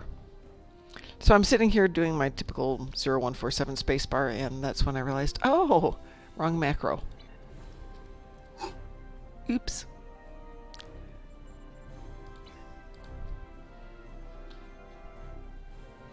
Ooh, what's the layout change do?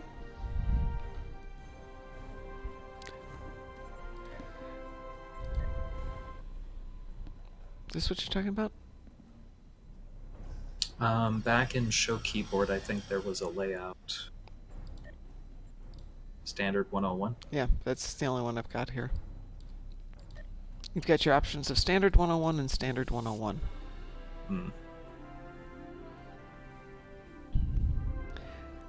The thing that I always forget is I've got 10 macros built into this keyboard and I've never set them up. So in addition to the macros that Ed has given me for both of these accounts, I could write 10 more. I just have to remember what my sequences would be. And of course at this point I've worn this keyboard, which is a nice keyboard, but I've worn it to the point that it's no longer a TechNet, it is a it no longer has an A, D, or S key. They're just little blue streaks. Well, they are. They're down to that point. And my 0, 1, 4, and 7 keys, I know they're there because I know they're there, because I do bookwork. But yeah, they're completely worn off. So definitely time to look for a new keyboard here. Or keycaps. Yeah, I think at this point, this was a $25 gamer special. It was being phased out by the manufacturer, so Amazon had a stack of them for $25 for the keyboard and the mouse.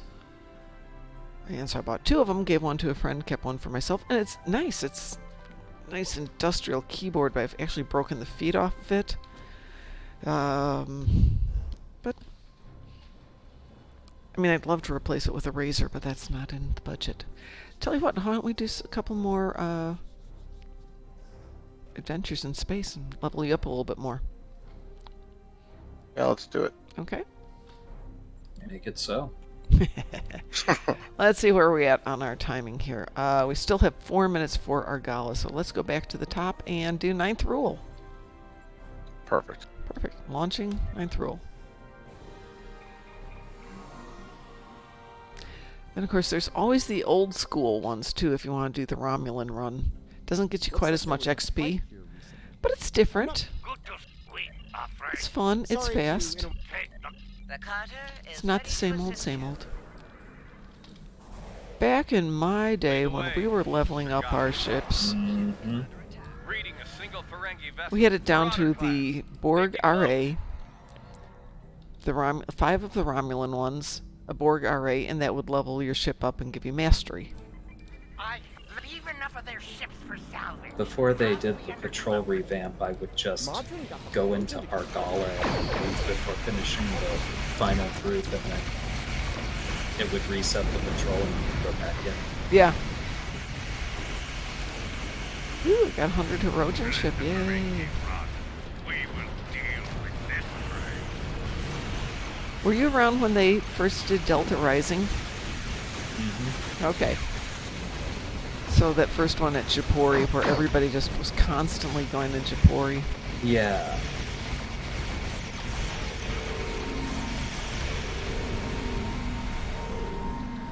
Back in the day.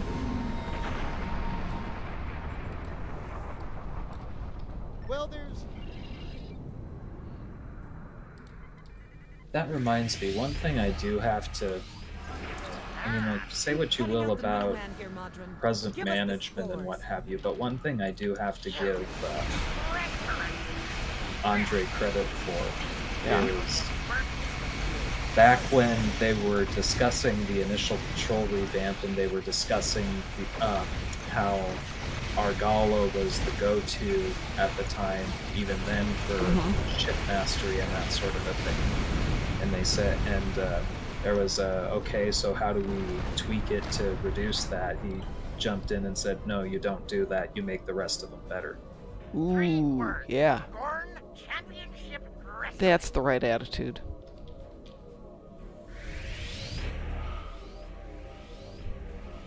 He wouldn't last long at EA.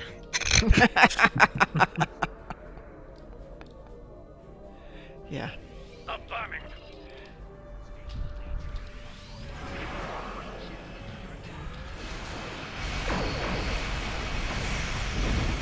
Why are you defending that Ferengi worm? He's not worth dying for.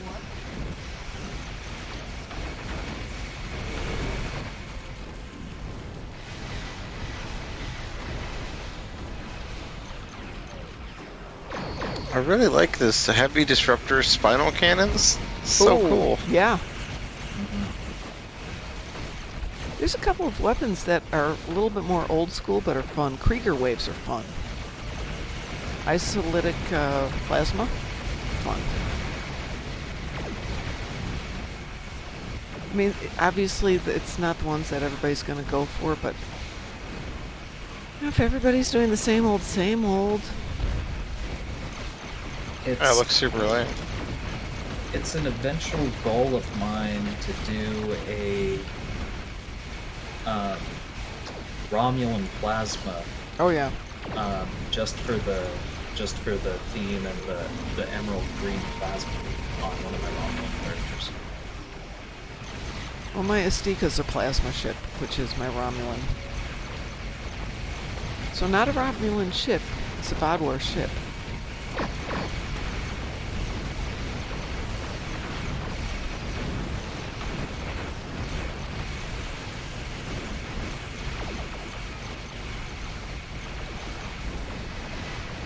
Are there any phaser beams that look like the what are they called? The sensor linked but red? Yes. They come from they're the Terran linked phaser weapons, so it's gonna be integrity integrity linked is still blue. It's I think targeting linked, focusing linked, and there's one other, but I don't remember what it's called. Oh, sweet. And it's red, not like an orange. Yeah, it's red. Ooh, I've got a full set of them on one of my I think it's the targeting linked on my my disco character. He uses them on his Terran ships. Oh, nice. I want to put it on, I don't know, the Dreadnought. Or the Vengeance. Mm-hmm.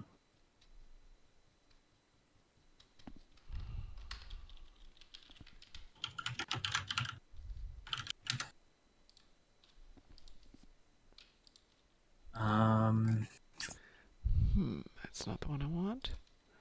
Let's jump over to... Yeah, targeting linked, resilience linked, and focusing linked. And the targeting linked ones are give you +5 to accuracy and +5 to starship tactical readiness, which improves the tactical bridge officer cooldowns. Yeah, I like that.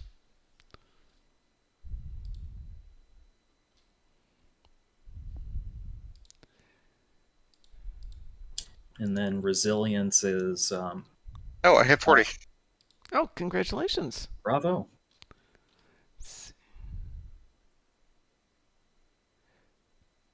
Just checking. I remember there's one other red one. Let's see if I can find it here. I know the Kelvin phasers themselves are red and kind of look like cannon bolts, but... Oh, the ones that come with it? Or that come with... Yeah. And then those I know you can...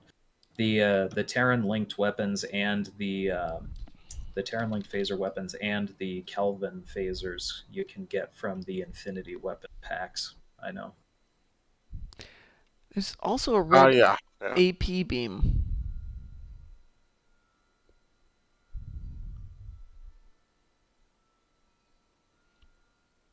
But it really isn't. You know, from the description, I think you're right with that being the only red one, and certainly the only red phaser.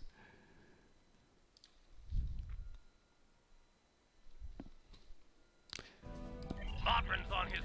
At least for ones that look like that, like beams that have that kind of cannon type of aesthetic. The covert phasers from that were originally in the Section 31 lockbox are like the Disco Connie's phasers, just red.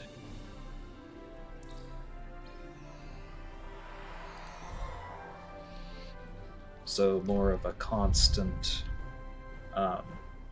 clean beam type of a look. Mm-hmm. Do you gentlemen want to do another patrol, or would you like to switch over to a different tune and perhaps do a couple of randoms?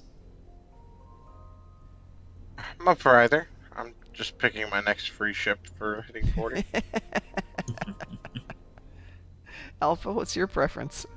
I have no preference, honestly. Well, let's see if we can get Obi up to level 45 tonight, then. I like the sound of it. Let's do Okay. it. Let's let him pick out his next ship, though. I can't decide. Between what and what? The heavy bird of prey or the Quinn heavy raptor? Ooh. Hmm. Ooh, Because that one's is- got all of the universals, and then the other one's just better layout. The that. Raider versus Raptor, which is like more like an escort. Mm-hmm. I mean, the raptor does have all the extra bonus flank damage.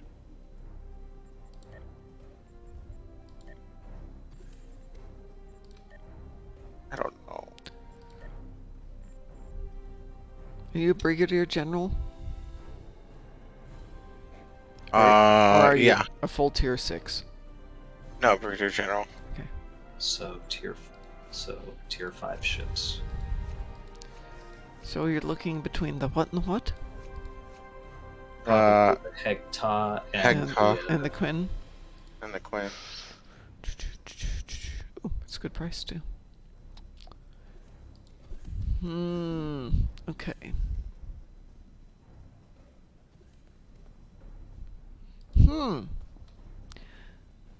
Right? It's a nice Wow. choice, but Yeah. How do you like to fly? Do you want something that's super maneuverable, or... I mean, surprisingly, the heavy bird of prey's got a really nice base turn. And in terms of consoles, it's more evenly balanced. The thing is, you're going to give up one slot. You know, you've got one fewer slot with the heavy Raptor for science, but that's not necessarily a bad thing. I mean, it depends. What would you give up? You'd be giving up, let's say, a photonic officer slot, or...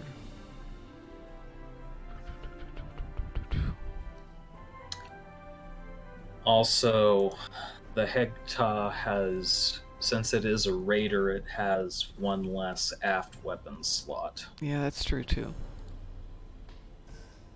That being said, I think what it loses in base numbers, it does gain in versatility. Although it is going to be squishier. Yeah, but it's definitely going to be more maneuverable. In terms of consoles, better balance. the heavy raptor.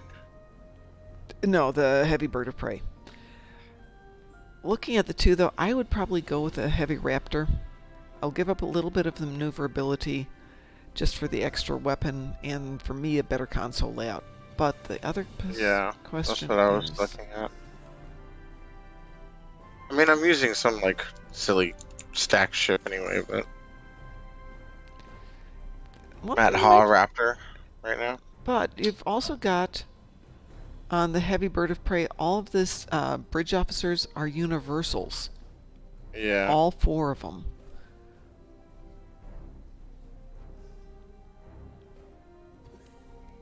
That's what had me kind of divided.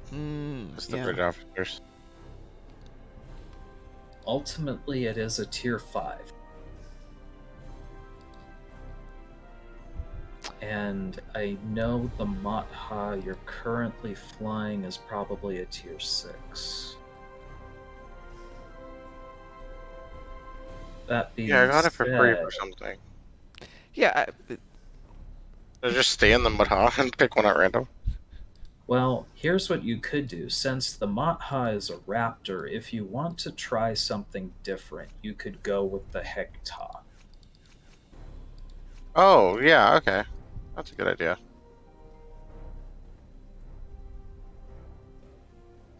Doing it.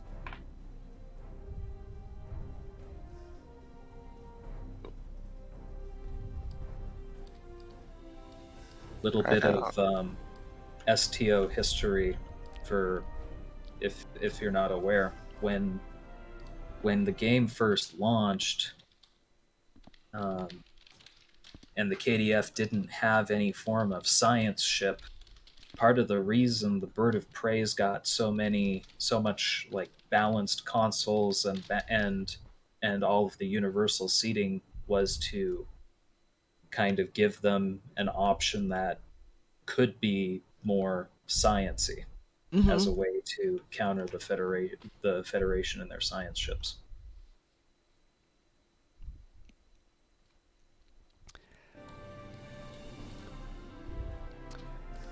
So here's something to seriously consider between the Hecta and the Quinn, though.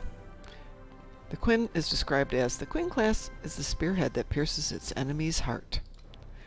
The Hecta brings everlasting death to the foes of the Empire. Definitely got somebody who knows marketing in the Klingon shipyards. By the blood of Kalis, it will be glorious.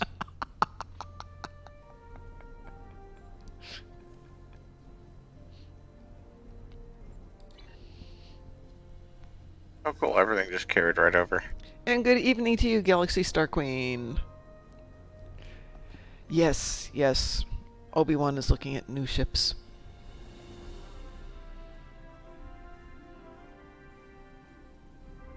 Okay, I'm ready to go. Okie dokie. Whatever's next. Let's see. I think we can go hit Wanted again. We should definitely be in cooldown off cooldown from that. Everybody good for that? Sounds good, buddy. Are you going to be running your new ship, Obi-Wan? Yep, I'll try it out. Okay, do you want to go up and set up your stations? Or have you already done that? I could probably do that on the fly. There's not many to do on the ship. Hang on 1 second.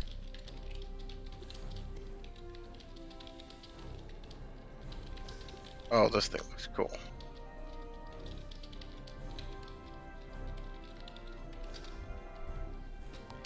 Alrighty, Wanted, I'm launching.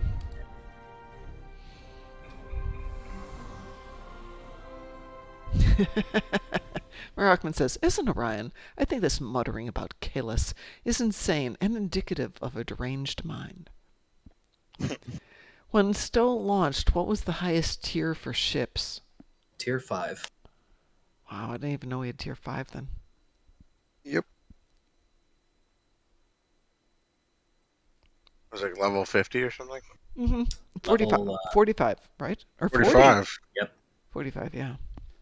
I was so proud of myself when I got to level 45. I'm like, Right? It felt so cool. Back when there was no distinction of the different ranks of admiral or general. Once you got past captain, you were an admiral. This thing is a decent size.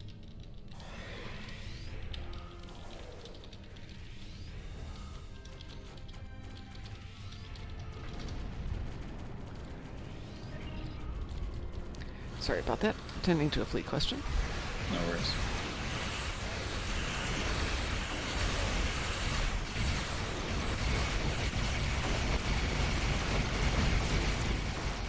I apparently kicked somebody out from the fleet. Unintentionally.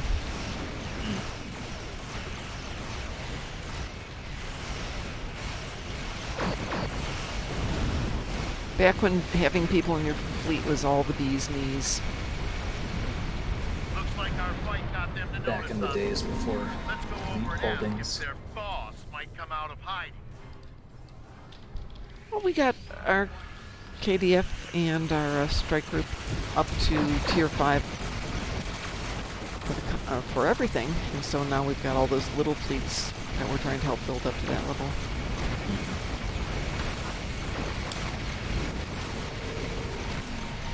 I'm going to have to jump over to the other count for just a moment when we're done here. Keep concentrating Work fire on this a little bit individual more. ships. Separate them and whittle down their numbers. We will not go quietly.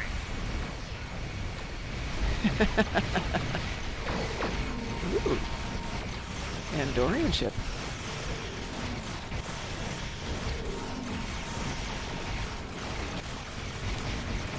I'd show off my pretty new Silic ship, except he's always shiny and gold, and can't really appreciate how gorgeous his little ship is. Is the Silic a full carrier? Yes. I believe. You will stand down and surrender. Flight deck assault carrier, so yeah. Nice.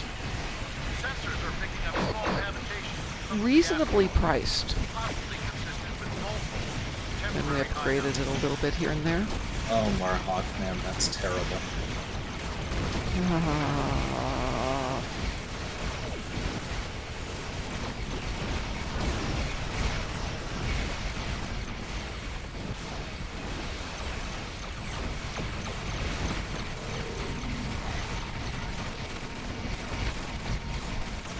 You guys are getting in shape for the summer event. All the Gorn jokes. All the Gorn puns. I was really surprised how few Gorn puns there were on Ryza last year. They were born with the wind. They were indeed.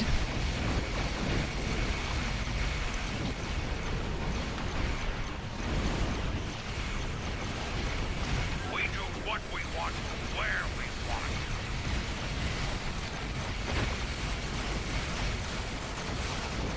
I really like the ship model. Cool.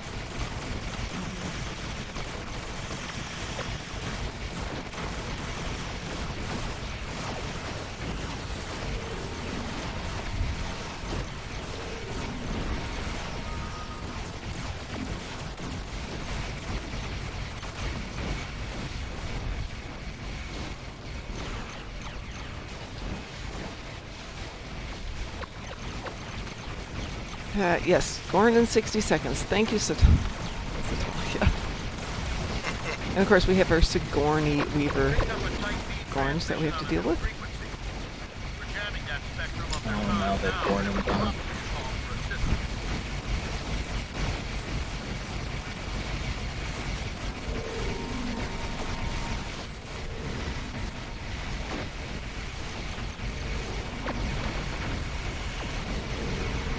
I'm taking you with me.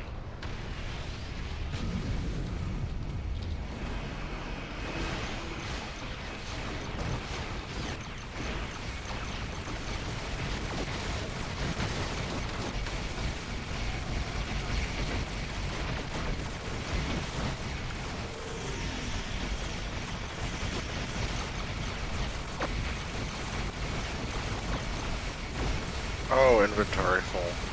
Yes. Well, don't forget to pick up anything that's on the side, though, because that will go into your overflow. Yeah.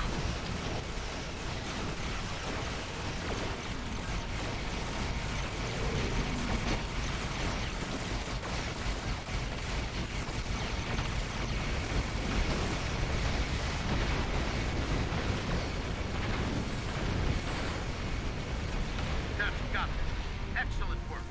We'll send over a pacification party to take the suspect into custody. I'll pass on everything tonight. The Vulcan Dekir, yes. A sweet little ship. Alright. I picked that up with my Thank you for your my free assistance tier 5 and token welcome to this sector. last week. We recommend that you get underway. I and missed head the for tier secure 5 token. space. I didn't get it. There's been a lot of turbulent activity recently, and multiple reports of danger to travelers.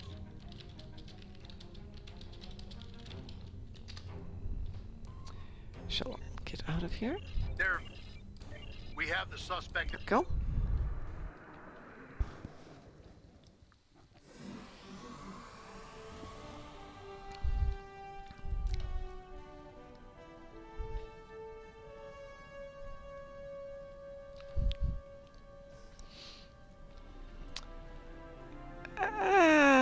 I don't agree with that. It's not a bad ship, but there's other T5s I liked. One of the Romulan ships was awesome.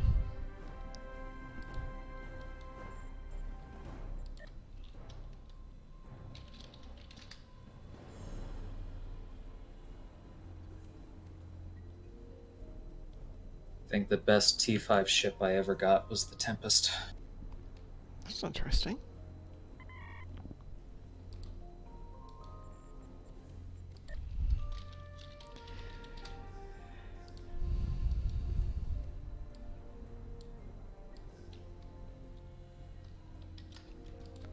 I need to switch and send somebody an invitation here.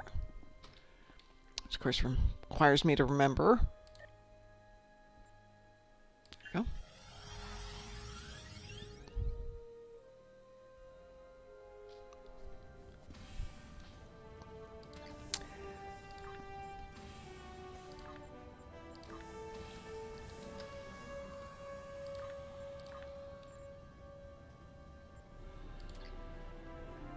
Hey! Oh, shoot. Okay, now we have to do the hard part here. Give me 1 second, folks, while I do a little administrative work for the fleet.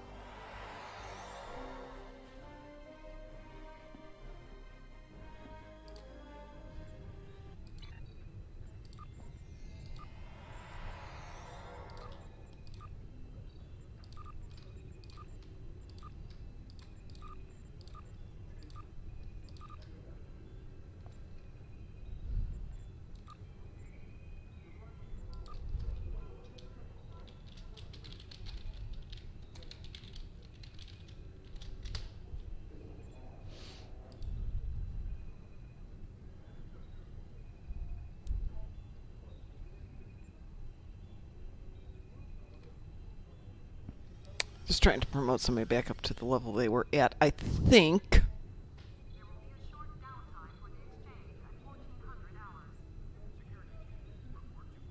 Yep, it's close enough for the moment. This has got to be the worst group of freaking players I've ever worked with. Oh, thanks. Not you. The pug I'm on. Oh, God, yeah. Wait, I had some great pugs this morning, so I can't complain too much, but there have been days. I'm doing Eripiter Eratus. Yeah. And I'm actually managing 2 of the projector things. Oh, yeah. By myself. That's because you're awesome. And they still can't manage the other one. I've said this before, but I was doing a mission once, or a TFO once, and one guy just out of the blue before that started sent a little message, which I'm sure he had typed out in advance, said, "Do you know what you're doing in this mission? Have you played this mission before? Do you know what you're doing? Do you know what the goals are?" And I said, no. And he sent this out to everybody. And he said, okay, if you don't know what you're doing, just stay with me. I'm going to walk you through this. And he walked us through everything. We're going to go here. We're going to shoot these things. We're going to go here. We're going to do that. Just stick together and do this. And then when we get here, you're going to go here. You're going to go here. You're going to go here. Look for this and shoot that. It was great. I've enjoyed that particular TFO ever since. All right. This puts you in charge, Alpha. Alrighty. Let's see. Patrol cooldowns.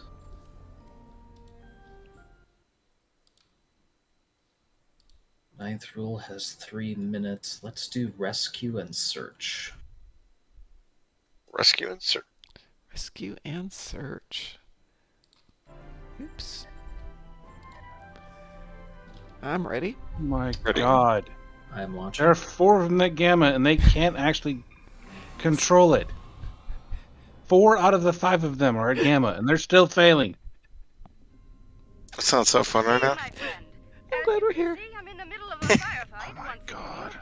That said, I can't think of anyone I'd rather have at my side during such an ordeal. Oh my God. What are these guys doing? Send them a message and ask them.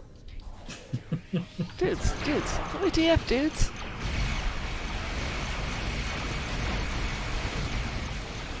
So, aside from dealing with a pug, how are you doing, Frost?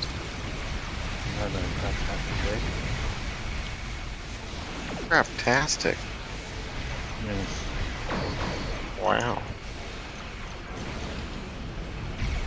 I'm surrounded by people that can't seem to understand, basic, critical information. Critical thinking that isn't happening, Yeah. and the possibility of extrapolation in any way, shape, or form is absolutely impossible.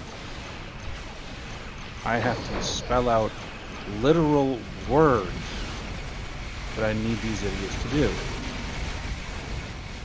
I can't explain concepts. I have to do point by point by point because they don't know how to, pull additional information from the area around them. Well, you know as well as we do that critical thinking is a skill that needs to be developed and generally We isn't. did it. It's not the way we inherently think. That rift's It unstable. is the way we need to hurry inherently or those think. It's ships won't just make we it. are culturally convinced that it is not. People are inclined to think logically. The problem is that socially we are encouraged to believe that logic is not needed to form an opinion. Even though we still use logic to form that opinion, even if it's culturally divisive. I'm teaching a group of people on something called empowerment theory, which is a very real social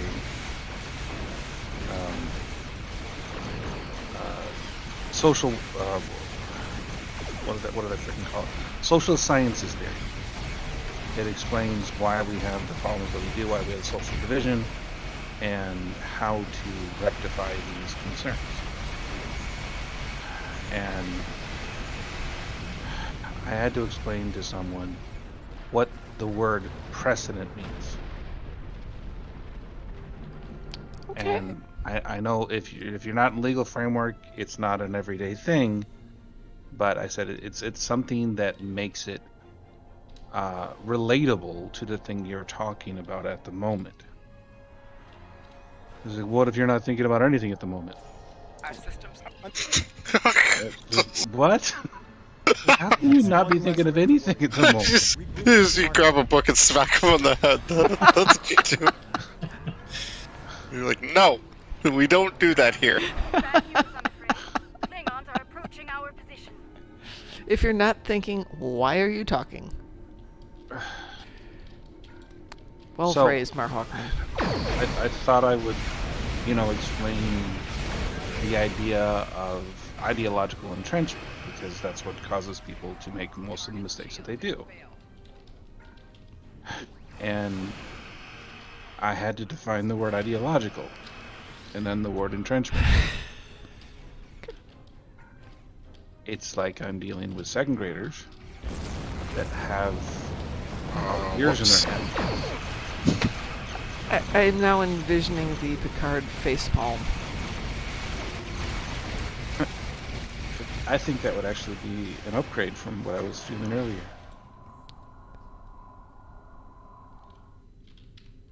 Wait, did something res me? What the hell was that? Did you get thrown out? No, I like died and then came back to life in the same spot. Ooh. You're Do special. I have an ability that does that? Oh, I don't know of one that does that. The only thing I can think of that would do that is in the temporal operative specialization, which is not a thing I have right now. That's probably not that one. Weird. Unfortunately, with that entire interchange that I just described, that is exactly what happened. I'm not even close to exaggerating. They're just, these people are dumb as posts. And I think they're proud of it. Unfortunately, many people aren't. Well, not many. Some people are, yes.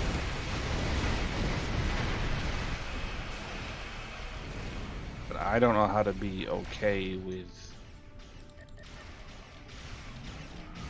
talking to people that are very not interested in actual education. They're paying for it, so I'm getting paid either way. Wow. And where are you doing this? I do lectures at the University of Central Florida. Okay. And this is one of the things that I do. These are actual college students. We're not talking about... Oh my god, these are college students? Yes, it's for 8th freaking grade. How did they get into the college? It's the University of Central Florida. Do you really need to ask? But hey, you're right. You gotta have some standards, wouldn't they? Now, I mean, to be fair, there are some incredibly brilliant people at this school. I'm sure there are. But I don't think any of them were born here. Shall we? Yeah, you're probably right about that too.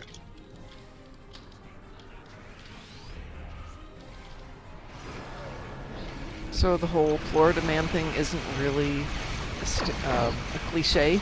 It's got some basis in reality.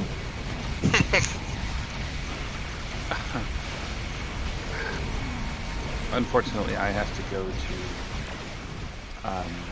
a little town called Lake Nona on a fairly semi-monthly basis, every 2 months or so. And driving through there are these, like, I don't know how to say it.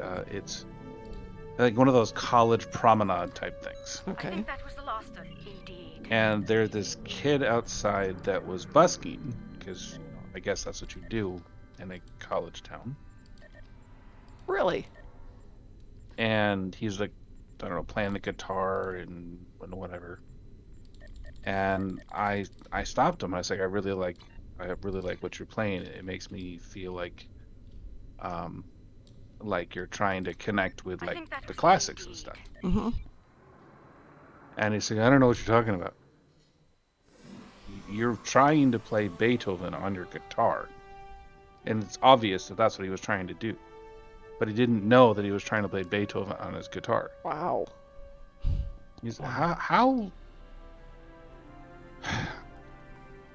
And I had to walk away without explaining it. Yeah. Wow. That's... yeah. I didn't ask him where he was born, but I'm going to guess it was somewhere near there. Yeah. Maybe it was that morning he was born. I'm not sure.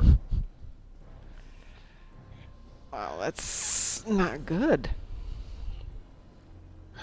And then I got into trouble with my wife because I wasn't home when she wanted me to be home. And I said, I have a job. Yep. And she said, does that make you better than me? Ooh. And I said, no, it means I'd like to stay employed. Got him. And now she's mad at me. Yeah, no, I'm sorry. I'm going to apologize on behalf of women. We do that shit. Yeah, there's a lot of arguments you can't win. If we've decided you can't win it, it doesn't matter how logical it is. You're not going to win the argument. There is a reason. My husband lives in Chicago, and I live in Indianapolis. We get along a lot better this way. I have a job to do. He doesn't have a job to do at the moment. There's no arguing. It works out great. Just I'm exhausted. Ninth rule? 9th rule sounds good to me. You guys are doing 9th rule? Yeah, you want to join us? Are you on KDF. okay, KDF.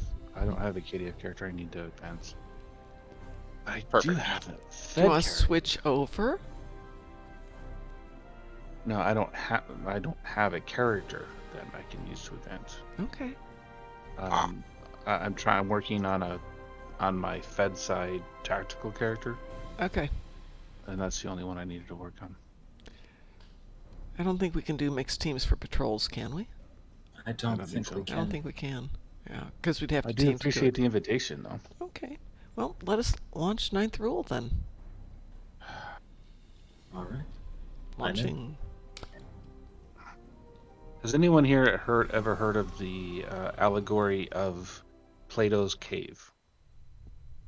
Looks like there was a fight. Maybe? It Does sounds- anyone not know what an allegory is? I have to. I'm sorry. I think We're you've not your actu- college students, right? You're good. Lead the way. I won't say that Star Trek people are inherently intelligent, but I think you're sitting on Marauder a class. group of people here who are intelligent. Yes. Well, I mean, I wasn't inferring anything at all. I just Yeah, no, I wanted to cover my bases because of issues I had this morning. Mhm. yeah, that's fine. Understandable. I think we know what an allegory is. Oops. So- let me load It's it. like a crocodile, right? There's allegories in crocodiles. Absolutely. That's what that is. I'm sorry, I had to do it. Absolutely. You got it right on the head. I thought I'd So, leave enough of their ship for now. who here knows what the Matrix is? I'm aware of it, but I haven't seen it. So, the Matrix is a modern version of Plato's cave. Is it really? And essentially what it is, for those people who haven't read it, it's essentially that even though bad things happen to us, we become so accustomed to bad things that if we are removed from it, then we will literally fight to go back to that misery, even if it encourages more suffering. If you are somehow removed from that influence and you realize the way things are, and you go back to those people, then they will see you as the central focus of their misery. Ooh, ooh. I've heard of this. Yes, Yeah. this was restated in some of the Warhammer work. Some of the Warhammer books. Oh, really? Yeah. Cool. Off the top of my head, I can't tell you which one it was, but yes, I definitely remember this. And so it is one of the major contributors to what we call political and ideological entrenchment in the United States. And so it's one of the things that I'm talking to this group about. And I think it was the fact that I used the word aspirational that just completely derailed the entire. Why? Because when you use things like English? English, Wait, calm down, Mom. Sorry. I'm trying to explain to these students that it takes very little effort to recognize the reality of the situation that you're in, but it is nigh impossible to change without outside help. Yeah. And it just went from more and more confusion. And this is like step one of the lecture that I was paid to Ouch. deliver. We're not even. Next, I had to talk about the difference between what's called crowdsource ideals versus the myth of the 12.5%, and just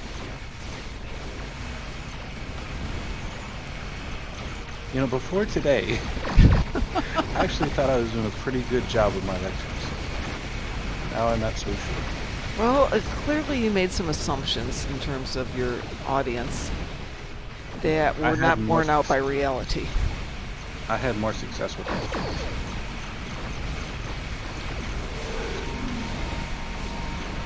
But yeah, I tried explaining Maslow's hierarchy of needs. Yeah. And I'm watching people's eyes raise. No. Come on, it's college. You know that stuff by college. Scientific method versus hypothetical rationale. No clue whatsoever what I'm talking about. Isometric outlook, again, completely vapid. I tried to explain the axis of needs, which is 4 boxes. Okay. It's called the motivation matrix. Yes. It's 4 boxes. You can explain it in like 30 seconds. It shouldn't like completely leave your conscious mind. But it did with these. It's obvious they didn't want to be there, and it's obvious they just wanted to waste your money. But it made me feel like crap, so... Why would they be there if they didn't want to be there? I think it's because it was required. Oh. But I did not, in any way, shape, or form, put myself in a situation where I had to give them credit for this shit. I'm doing this as part of a cooperative with the Veterans Alliance. And it's just... It's not that hard. But I think I would have had more luck with, like, dogs. Or, a wall. It's just so bad. And you have to go back there? Oh, yeah, I do it every month. Same group? Not the same group. Oh, thank goodness. I was say if they're still not getting it, it's just that's not you, bro. Oh my gosh. Well, I mean, I've had remarkable success with some groups, but this is a prepared lecture. It's been looked at by professors and authorized by the board and everything. So I mean, I'm not talking about things that are, that they shouldn't be able to pick up. I'd be heartbroken. Yeah, I'm a little depressed about for a number of reasons. One, in that you've clearly put time and energy into it, but 2, I'm assuming these are probably not first-year college students? So, well, yeah, actually they're all first-year college Okay. students, and maybe that explains some of it. But yeah, as part of their first year in school, they have to do something called extracurricular education. Mm-hmm. So they have to get themselves involved in a club, or they have to get themselves involved in a lecture series or something like that. Okay. So it teaches them how to think outside the box. I don't think it actually works, but I'm getting paid to do it, so I should keep my mouth shut about it. And so every month I come back and I talk to students about things like critical thinking and these things that I've built a very I guess I'm not nearly as effective as like a psychology professor or something like that, but I can talk about these things comfortably because I've done it for now 3 years. Mm-hmm. And so I've been invited because of my affiliation with the school to come back and talk to these kids about it. And this outside of a school setting, it's going to be something that they may be able to absorb outside of like, I'm not going to pass this year or something like this, but is part of their elective requirement. Okay. And I get to talk to the dean of whatever school they're in and talk about the concepts that were brought up and how likely kids are to come up with all these different ideas and things that we want to work on together.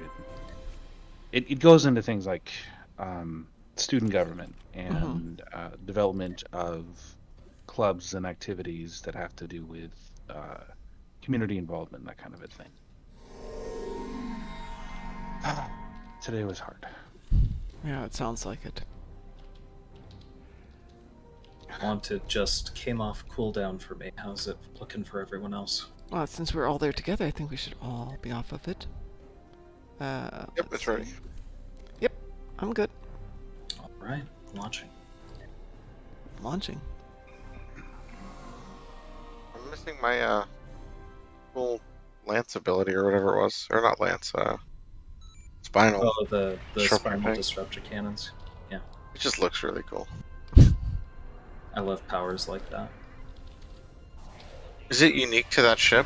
I think it is. I think there might be a Fed ship that has something similar that came out of the Delta Rising, but I only just got those ships recently, and I haven't flown any of them yet. So it's new to me. I wish we had the option of picking out those select features we like from certain ships and having them custom built for us.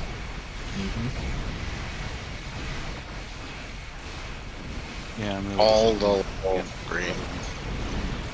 Sorry. Just so many turrets firing. Turrets? Yeah, it's all my Or little not turrets, pets. they're little pets. It's my pets. Oh, spam. It's just so I know, it's just like... When I saw that on Ed's ship, denial on that ship, Mom? Pardon? Do you have superior area? I do, denial? as a matter of fact. Let's go over and ask if their boss might come out of hiding. Superior area denial. Say that 5 times fast. 5 times Superior fast. aerial denial Yeah, 5 no. times fast. Not happening. I did it. What do I win? Our respect. sorry. Our respect and our admiration. I don't deserve it. I should have been a more effective educator and convinced me. Hey, even the best teachers occasionally just run into the brick wall of a student. Exactly. How are you just dumb? I'm not allowed to say that in your face. I can say it to myself. I brought my son up in an atmosphere where education was appreciated, because that's the way I was raised, and supported him as much as possible at home. Tried to read to him when he was a little kid. Encouraged him to read, to study, to ask questions, to be involved, to be informed. And also put him in private schools because I thought that would be the best way to support that. That was not, by the way, the best choice I ever made, but it was an okay choice. And his last year of high school, he went to a public high school. And he was in a class, and he and the teacher were discussing something about animal husbandry, and they were the only 2 people in the room who knew what those words meant. Trip. Yep. I believe You it. mean animals get married? Oh, high schoolers are dumb. Yeah. And he came home and mentioned that to me. I'm like,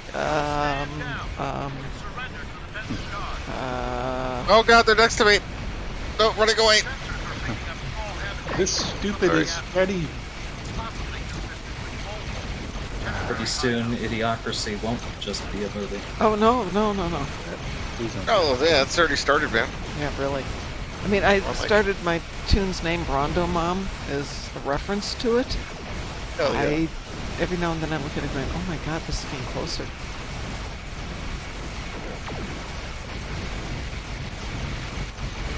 Well, fortunately, there are some very important people which don't have to live in the United States for years. It's not unique to the United States. I mean, we don't see it as Yeah. much, but every now and then Pi will send me something, and it's just facepalm stupid out of Denmark or Sweden. That's not possible. Yeah, Denmark and Sweden's possible, not out of Narnia. Narnia still remains Narnia unique. is fully. If you actually read Lion, the Witch, and the Wardrobe, all of the problems that they had throughout the entire thing could have been like stopped if they simply talked about it before they did it. Yes, but that takes all the fun out of it. It takes out the conflict. Well, you also got to remember. That's just not good storytelling. Yeah, exactly. You also got to remember the Narnia series itself is an allegory. Yes. Yeah. Speaking of allegories, yes.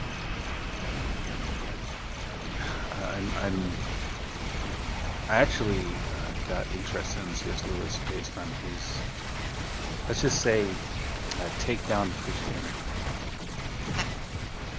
And he's very mean. He's a Christian himself. Oh, yes, he is.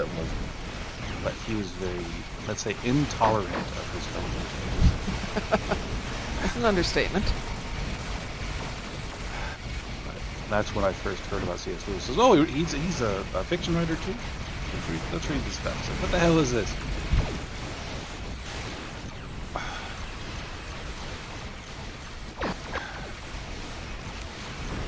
Every now and then I will accidentally refer to C.S. Lewis as being G.K. Chesterton, so if I ever do that, I apologize. I don't know why. They're not the same. I don't know what that means.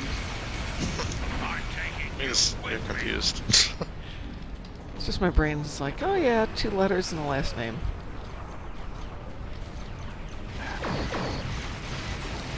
So somebody at the gym yesterday, 2 days ago, was wearing a t-shirt that had something that said Made in America on it.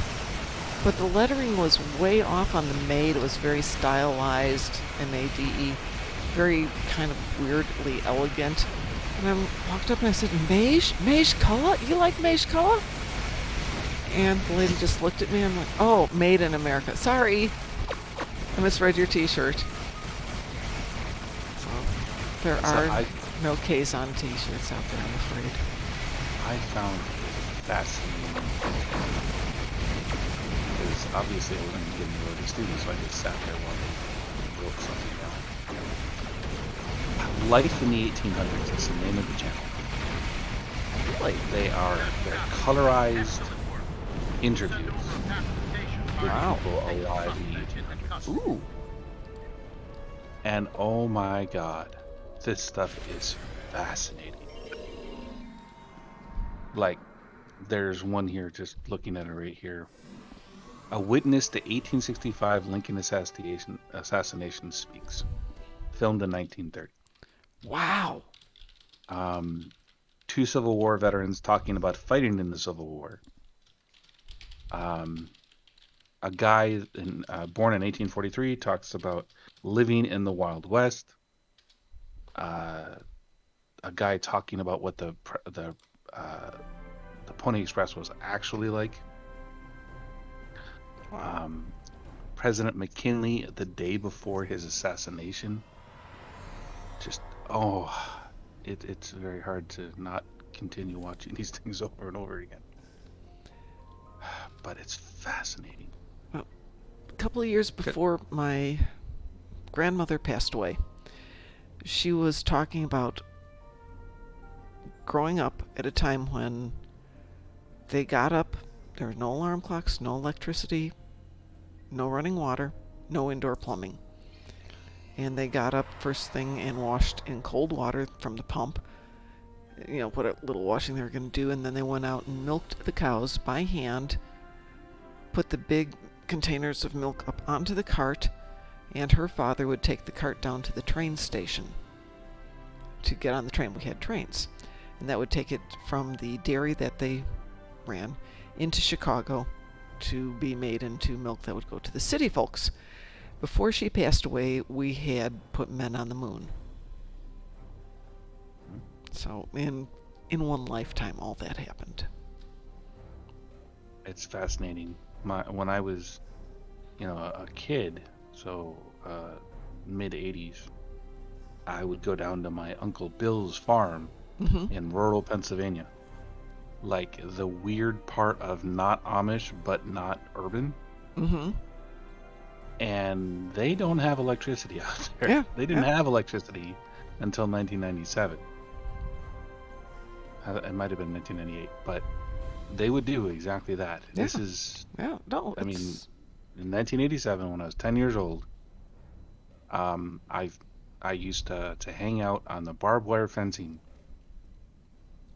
and I just thought barbed wire was so cool. And then we went to a farm just down the road, and the person had electrified their fence, and I didn't know, because I thought everybody in there was so far removed from technology, it didn't exist. Mm-hmm.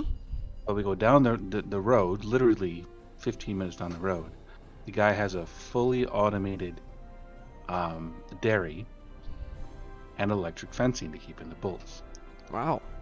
And because my uncle and he were friends, well, my great uncle, I should say, we would go there and just hanging out. And he said, just go check it out. It's all this new stuff. And I went and I grabbed one of these electric fences like head on because I had no idea what it was. Wow. And that's when I realized there was electricity in this farm. But yes, it's 15 minutes away. It's like 100 years difference. It's just so wild. Rescue and search again? Yes, sir. Rescue and search. I'm at 47. All right. Ooh, 47. Let's see if we can get you to 50 before we close it out for the night. Rescue and search, I'm launching. I was listening to a gentleman from NASA, of all places, who was talking about the changes in computing power between Good to see you, my friend. the beginning of the space program and today. Oh, and whoa. Yes, and his comment was, we're sitting here in this room, and I will bet that every single one of you has in their pocket a device with more computing power than we had when we sent men to the moon. And almost everybody gets out their phones, right? And he goes, no, it's the key fob on your car keys. Yep. Yeah. Yes. They used to say it was a wristwatch. But no, That's how little computing power there was at that point.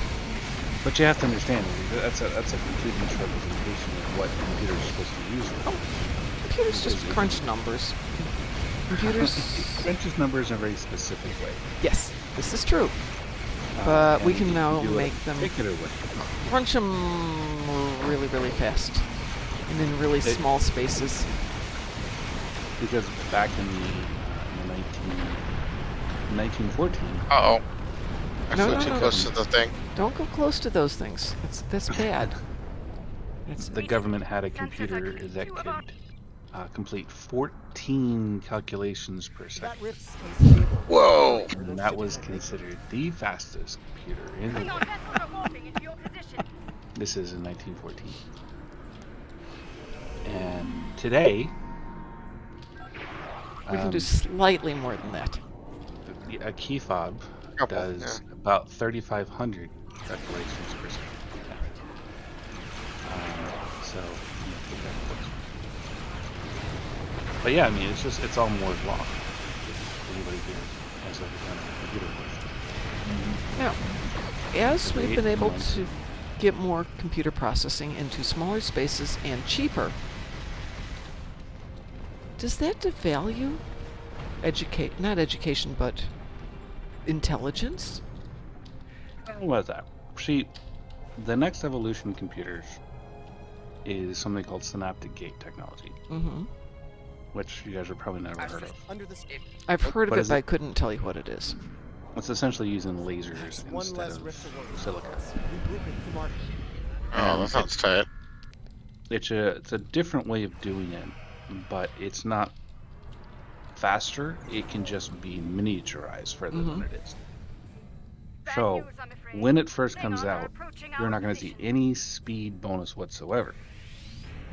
But 18 months later, it will be faster than all of the computers on the planet put together. That's just the way it works. But my question is, let's go back to when, a status symbol was a book. Books were rare, books were valuable, books cost a lot of money if you could even get them. And people who had books were considered to be not necessarily the elite, but certainly a separate class from, us regular folks. Does the fact that we now can get the equivalent of books in the form of discs or flash drives or whatever, they're cheap, they're inexpensive, you can download information from the web. Does that change how we value it? Oh, it definitely changes over time. You think about the Library of Alexandria. Yeah. That's a perfect example. I mean, back in 700 BCE, you had people that were considered the smartest in the world. It's the only place in the world where you could have Ethiopians and Egyptians together. They were by far the smartest people on the planet at the time. Well, at least by traditional standards. And then you go back to when it was destroyed in 430 AD, it was almost abandoned even before the Romans got there. Because the information was there, it just didn't care. It just got worse. So when they destroyed it, people in the direct area would have been detrimentally affected. The smart people in the area would have been detrimentally affected. But worldwide, Carly was a blip on the radar. The opportunity to educate yourself doesn't necessarily mean you're going to educate yourself. If a tree falls in the middle of the forest, does it still hurt? Does it still make a sound? Yes. I suppose it's that kind of a... I begin to think as I'm talking about this, do kids, for example, go, I don't need to learn that because if I ever need the information, I can Google it? Most definitely. Oh, absolutely. Yeah, I've heard cousins say that. Well, that was the initial, what they called the pinnacle of the Internet of Things, which started in the late 80s, and they wanted to automate everything. And now they're very close to actually having a true Internet of Things, where people will be able to walk around with something as like as simple as like a contact lens and have access to all the information in the world all the time. And we will have the dumbest, most entitled generation of all time. Let's see, Mar Hockman says, it doesn't change the perceived value, but it also changes the actual value since being so cheap, anyone can write books that are worthless garbage. Yes, I know, I've written worthless garbage books. Your stuff is interesting to read. I like reading your stuff. Well, thank you. Yeah, I'm going to try and get another worthless garbage book out this year. Maybe 2.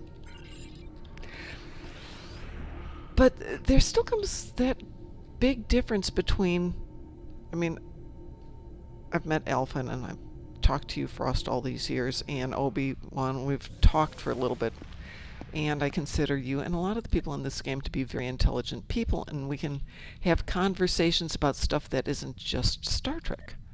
We can have conversations on topics, and I know that you folks aren't Googling the information to be able to hold up your end of the conversation, so it's not just access to information, it's the ability to... Define conversation. Pardon? Nothing. I was making a joke. Oh, sorry. So it's a matter of being able to take information, process it, manipulate it, not necessarily regurgitate it to somebody else, but to be able to possibly embrace it or dispute it, but at least, not just have it on a sheet of paper. There's more to education than being able to retrieve data off the internet. It bothers me when people say we have an unprecedented access to knowledge based off of how technology is, because when you think about it, you don't have... You can't access knowledge per se. You can access information. We have a surplus of information at our fingertips, but it doesn't become knowledge until you've assimilated and processed that information. Yes. And you've been able to draw informed conclusions based off of it. Yeah, i.e. I've got water, flour, sugar, salt, and yeast up there, but it's not a loaf of bread yet. And that's the biggest issue that you run into. It's not about whether the information is available. It's how relevant is the information to what you're trying to do. There's no way of placing value on something that is still nebulous. I mean, we do it all the time. Yeah, we definitely do. But it doesn't mean that it's actually worth what we say it is. It's a confidence game. But science isn't supposed to be designed to follow confidence, but our ability to adopt science into our lives is still a confidence game. So we have all the information in the world available to us. Well, let's not confuse science with technology. They're not quite the same, even though people tend to think that science is technology. One is the result of the other. Correct. You could say. Yeah. Yes, I mean, well, technology is engineering in a practical sense. But the bigger concern there is, how do you make a person even appreciate the technology? Because the best technologies are not necessarily the ones that we adopt. Case in point, Beta versus VHS. Beta was a vastly superior system. Could have put 2 to 3 movies on a single disc versus a VHS that could hardly house one. We chose VHS because it was money behind VHS, and that's the reason we went with it.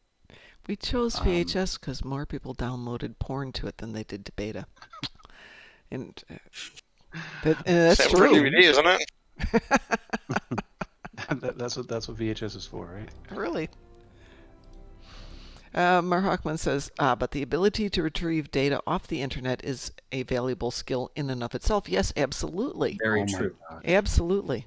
Especially for those in any computer science or IT profession. I asked somebody to go to Google Scholar and find a single study that supported their argument. 3 weeks later it passed, and they didn't know how to access Google Scholar. They didn't come to me and ask. Oh. Man, but they said, I didn't know how to get on Google Scholar. Oh, God. Really? I love it when people throw a challenge out there. And it's like, how was that hard? Ninth rule. Ninth rule, yes. I think this will have to be my last one for the night, though. Same. That should get me to the thing. Yay! The thing in the stuff. Yeah. Oh, where is it? Ninth rule, damn it, where are you? At the beginning. There we go. Yep, I'm ready. Ready. Launching. That's why I like playing the game Cyberpunk 2077. Because even though there are problems with it, it's not a perfect game by any means. Some of the dialogue and some of the situations you find yourself in are so believable. When did that game come out? 2 years ago? It was last February year, 2020. Was it last year? May have been 2021. I think it was. I think it's been a year since it came out. At least, yeah. But it was just just the dialogue and the situations you can find yourself in are so topical. And now You could easily see yourself in that situation. There was a prototype to that game that a DM was working on for a long time. And he would run these wonderful seminars on how to think through the underlying story of your game. Not the mechanics, but the story behind it. Because if you couldn't make the story work, if you couldn't make it interesting, people wouldn't want to play it. And we would go to gaming conventions just to hear this guy talk.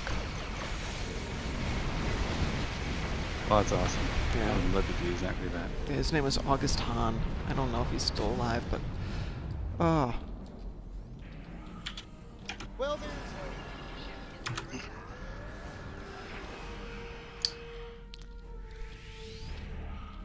I'll make it out to a convention one of these days. Say that again? Never been to any convention yet. Oh, well, but we have to change that. I was just told I may have to go down to Houston in April. Nothing wrong with Houston. Well, okay, I've been to Houston. That's... I don't like Houston. Like, not at all. I mean, just, the people there in areas that you're comfortable in, they're awesome. But the sheer inequality of the richest versus the poorest is flattering. I mean, people within there were building houses for low-income areas. And this was 2 years after Hurricane Harvey went through. Ooh. And there were still houses that were completely just demolished. There was evidence of wood rot, there was holes in the ceiling, and there were people living in there. This isn't Haiti, this is Houston. Yeah, I heard the Katrina aftermath is still very much alive down there too. It made me physically so I don't really like it for that reason. Monterey, Mexico is a lot like that. Like for miles in some directions off one of the freeways, it's just like tin houses made out of sheet metal. Yeah. And then there's like the housing in them and the hills, and it's just, you know, nicer than anything I've ever seen in the Bay Area. Gated, crazy looking houses on golf courses that the house looks like a freaking office building. Like super nice. And just, it's very weird. Scott Adkins is. The name sounds familiar. He's the heir apparent Jean-Claude Van Damme. He's an action star. And he recently did a movie called The Bench, which was based in Monterey, Mexico. And part of it shows his house. This beautiful little villa that you swear would go right completely fine on like Palm Bay or Monterey or whatever. And then going through some of the places that he was being, you're going through places that are the only thing holding them up is gravity. A little bit of and it's just like, that's the way people live. When we were in Haiti, when I was responding to the earthquake. Oh no. People would get angry if you tried to help them fix their house. Because why? Because they put so much effort into having their very meager dwelling, and if you were to somehow fix it, that would infer there was something wrong with it. Ooh. Well. Yeah, it feels like an insult to them for their work. And we were doing convoys in Afghanistan. You go to a person's house, and if you say anything bad about their house, they will fucking shoot you. I apologize. But no, that is literally what they will do. It's because it is against Islamic, I guess, moral to say something bad about a person's house. Doesn't matter what state it's in.